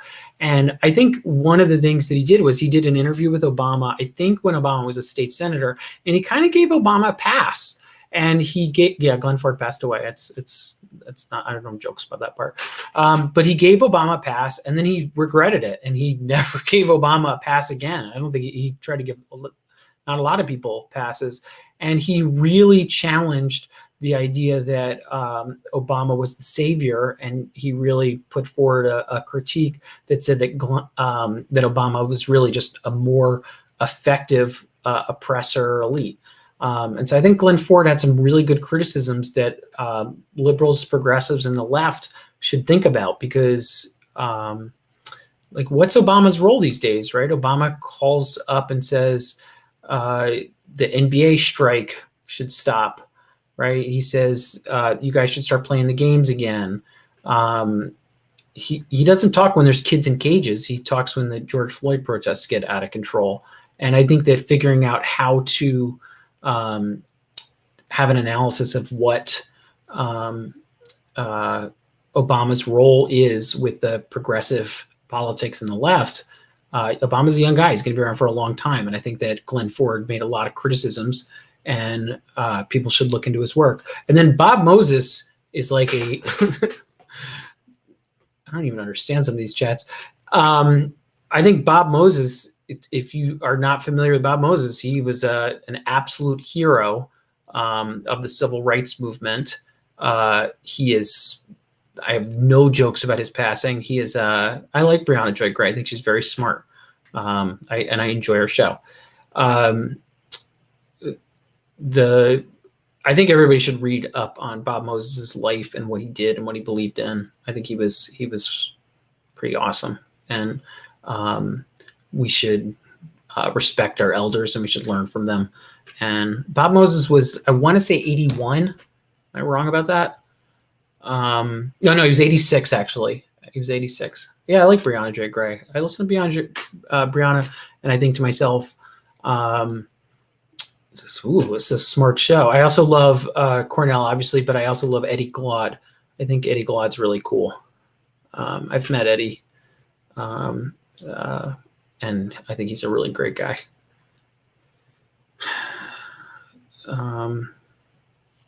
Mono's hate for Jimmy bleeds over to anyone who's been a guest in the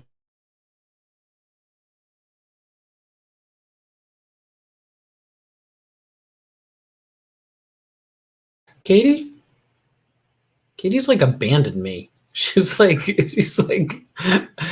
I was telling Katie for the show, this looks like a hostage shot. I'm like held in Katie's basement while she gets popcorn. Thank you, Katie. She's like, you're so good though. Right? Nobody says that. Oh, what's the poster behind me? It's in Portuguese. And if you make it out, you can see there's like a machete and like a sickly type thing going on here. It's I think it's a Brazilian communist poster.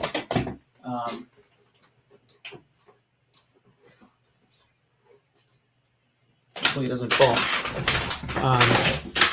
Hold up a newspaper with today's date. It's July 29th. And blink twice for help. Is that an original Hunter Biden? Yeah, Hunter Biden. What a winner. Who's the guy who smoked one cigar and is now in the hospital? And like Hunter Biden lives on cocaine. It's like we live in a very strange timeline.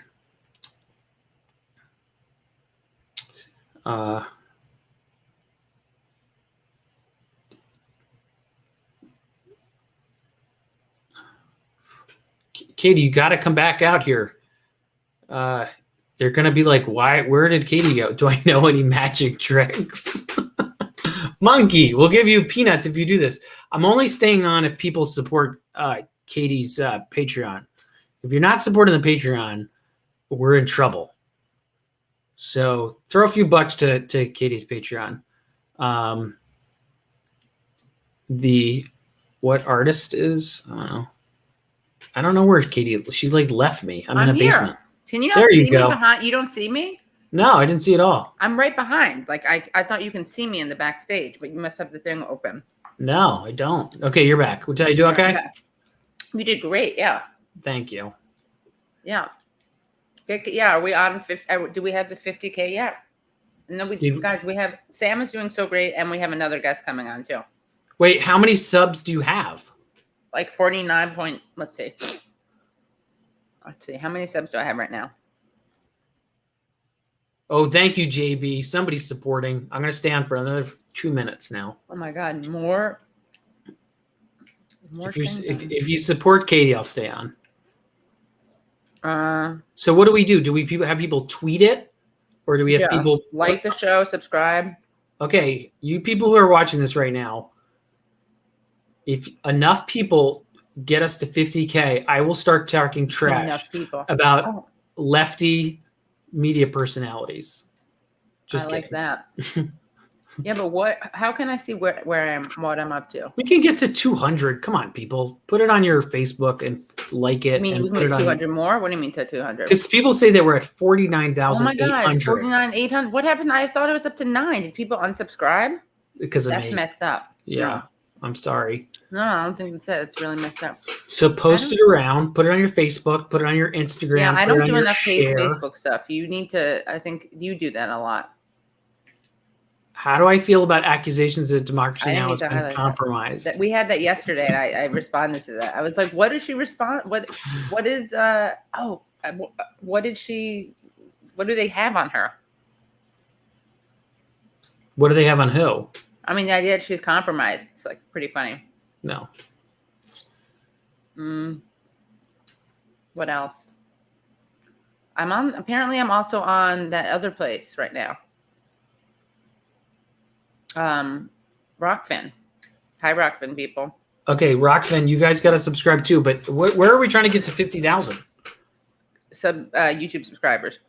You want to get 50,000 YouTube subscribers? I have 49,800. Okay, I'm gonna go and see how many subscribers for Katie Halper. Yeah, you have. That's a lot.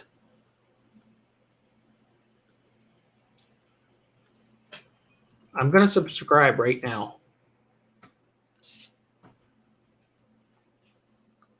What about this? What concerts? But it's over, guys. We're going back into lockdown or something. What? I mean, what's gonna happen? I mean, that's not me saying that formally, but I'm pretty nervous about this. Oh my God! Wait, guys, we have another guest.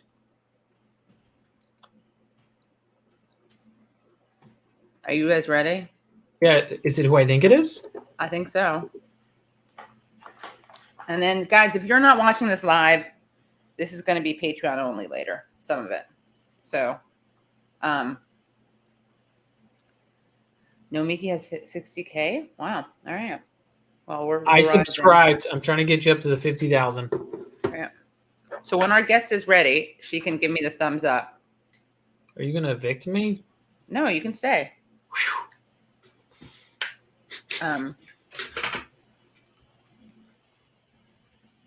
Back out. Farushka says we're going to do champagne if you get to 50,000. Definitely. Okay. What concerts are you looking forward to attending now that you can see bands again? We can't see bands again yet. It's too early. That is a premature question, people. I thought we were going to get out of this. But we're gonna make it out. We're gonna live. It's just more contagious, but right, that's the deal. It's more contagious, but less. It's That's funny. You see that? Do you know how see much that? Rage Against the Machine? Yeah, I saw that. Did you see how much tickets to Rage Against the Machine are? It's like $200. Where? It's in New York, but they're playing with Killer Mike, which means they're playing. It's like Run the Jewels and Rage Against the Machine are playing together. Which is it? Run or Rage? Run the Jewels. I'm just kidding. Rage Against the Machine, Run the Jewels. Yeah. Nora Jones is not. Is she doing anything? Foo Fighters? We'll be seeing Leonard Cohen. So, I don't get it. if you go to the concert, you're going to see Leonard Cohen because he died.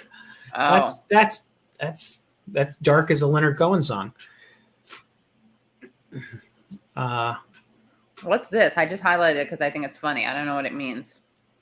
You agree with everything the machine says and tell people to follow the authoritarians? I don't think that there's a ton of thought in there, but that's okay. You don't have to agree with me. Yeah, they are high ticket prices. Rage Against high ticket prices.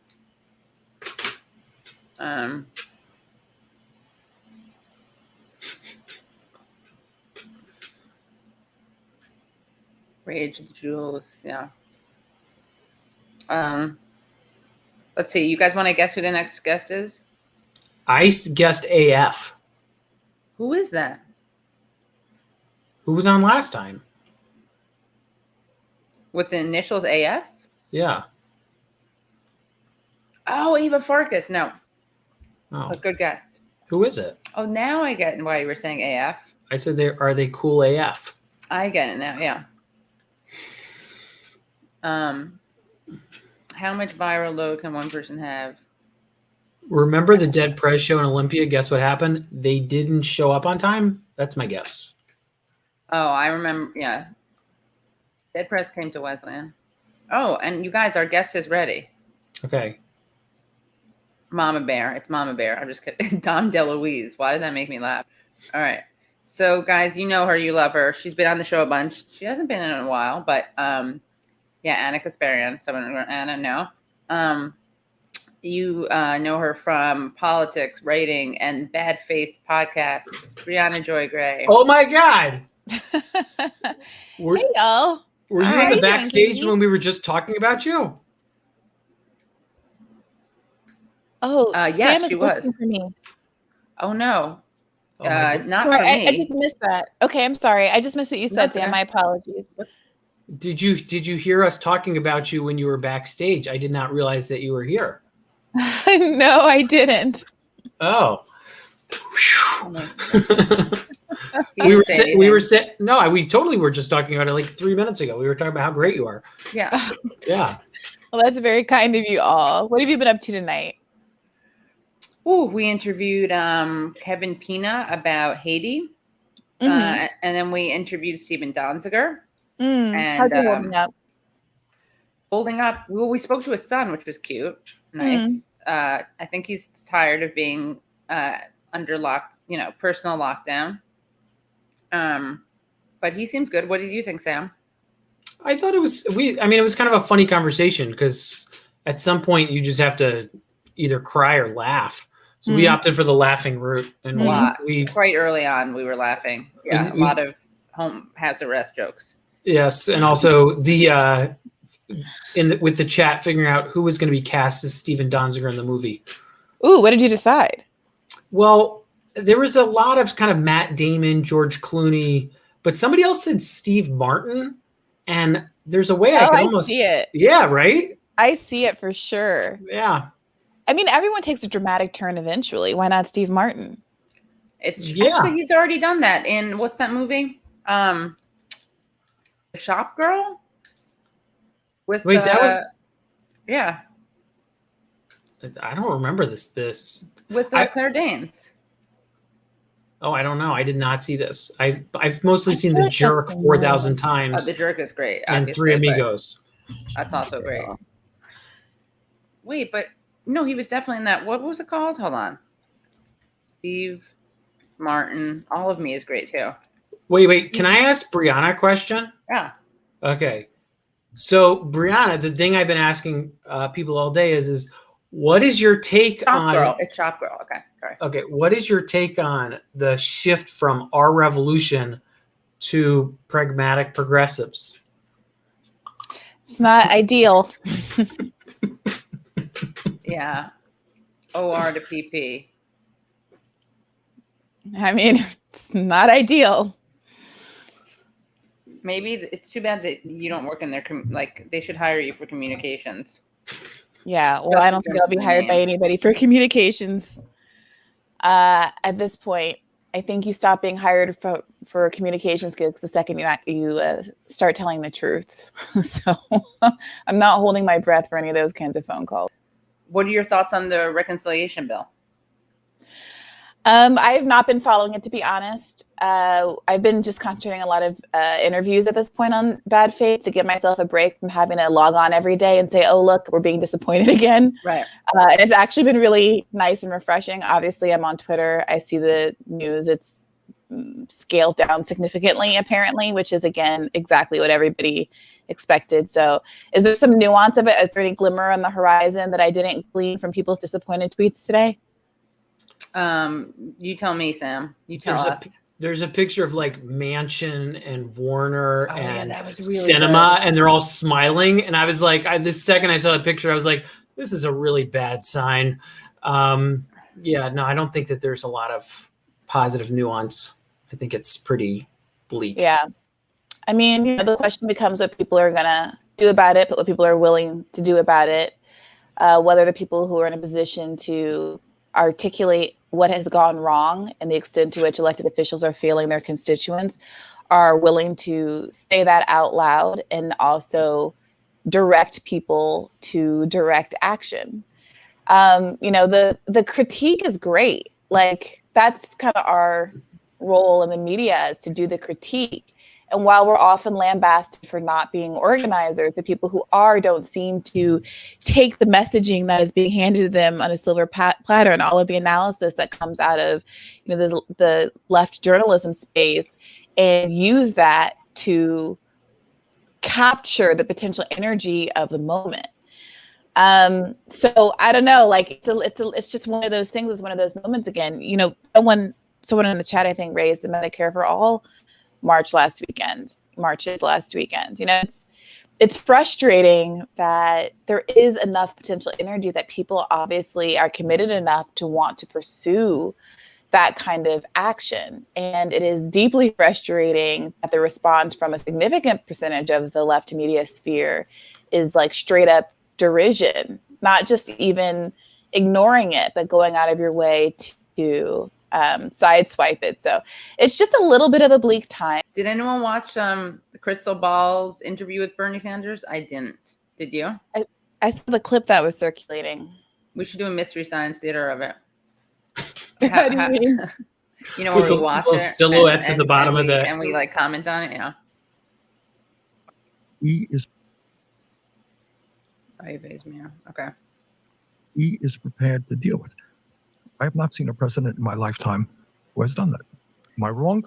I see that perspective, but I also see a president who's willing to let a lot of those agenda items be killed by the filibuster and the parliamentarian. Well, but again, I don't want to defend him. I think the point you made a few minutes ago is exactly right. In this critical moment, when we're dealing with the future of the planet, when we're dealing with the future of democracy, you know what? I think majority should rule and not the. I believe that strongly. But don't think that he can snap his fingers, no matter what he may or may not believe, and make things happen. All right, there are senators. There are certain things he could do, though, through executive act. For example, canceling student debt. Yeah, that's right. That's right. There are things he can. Legalizing marijuana. Yes. He could potentially do through an executive order. And so there hasn't been a willingness, even though he says, yes, I support the $15 minimum wage. Yes, I support the PRO Act, to use all the tools that are at his disposal to actually make those things happen. You're absolutely sure of that? Is that fair? No. I mean, in other words, you do not know about the discussions that he has with people who walk into his office. Okay. No, it's wrong to assume that when you're dealing with a United States senator who does not want to end the filibuster, that he can go in there and say, hey, I want you to do that. No. So don't give the president. Although he could do what you proposed when you were asked on the trail, how would you deal with Senator Manchin? You said, I go to West Virginia. I'd do the rally. Yeah. I'd call him out. Right.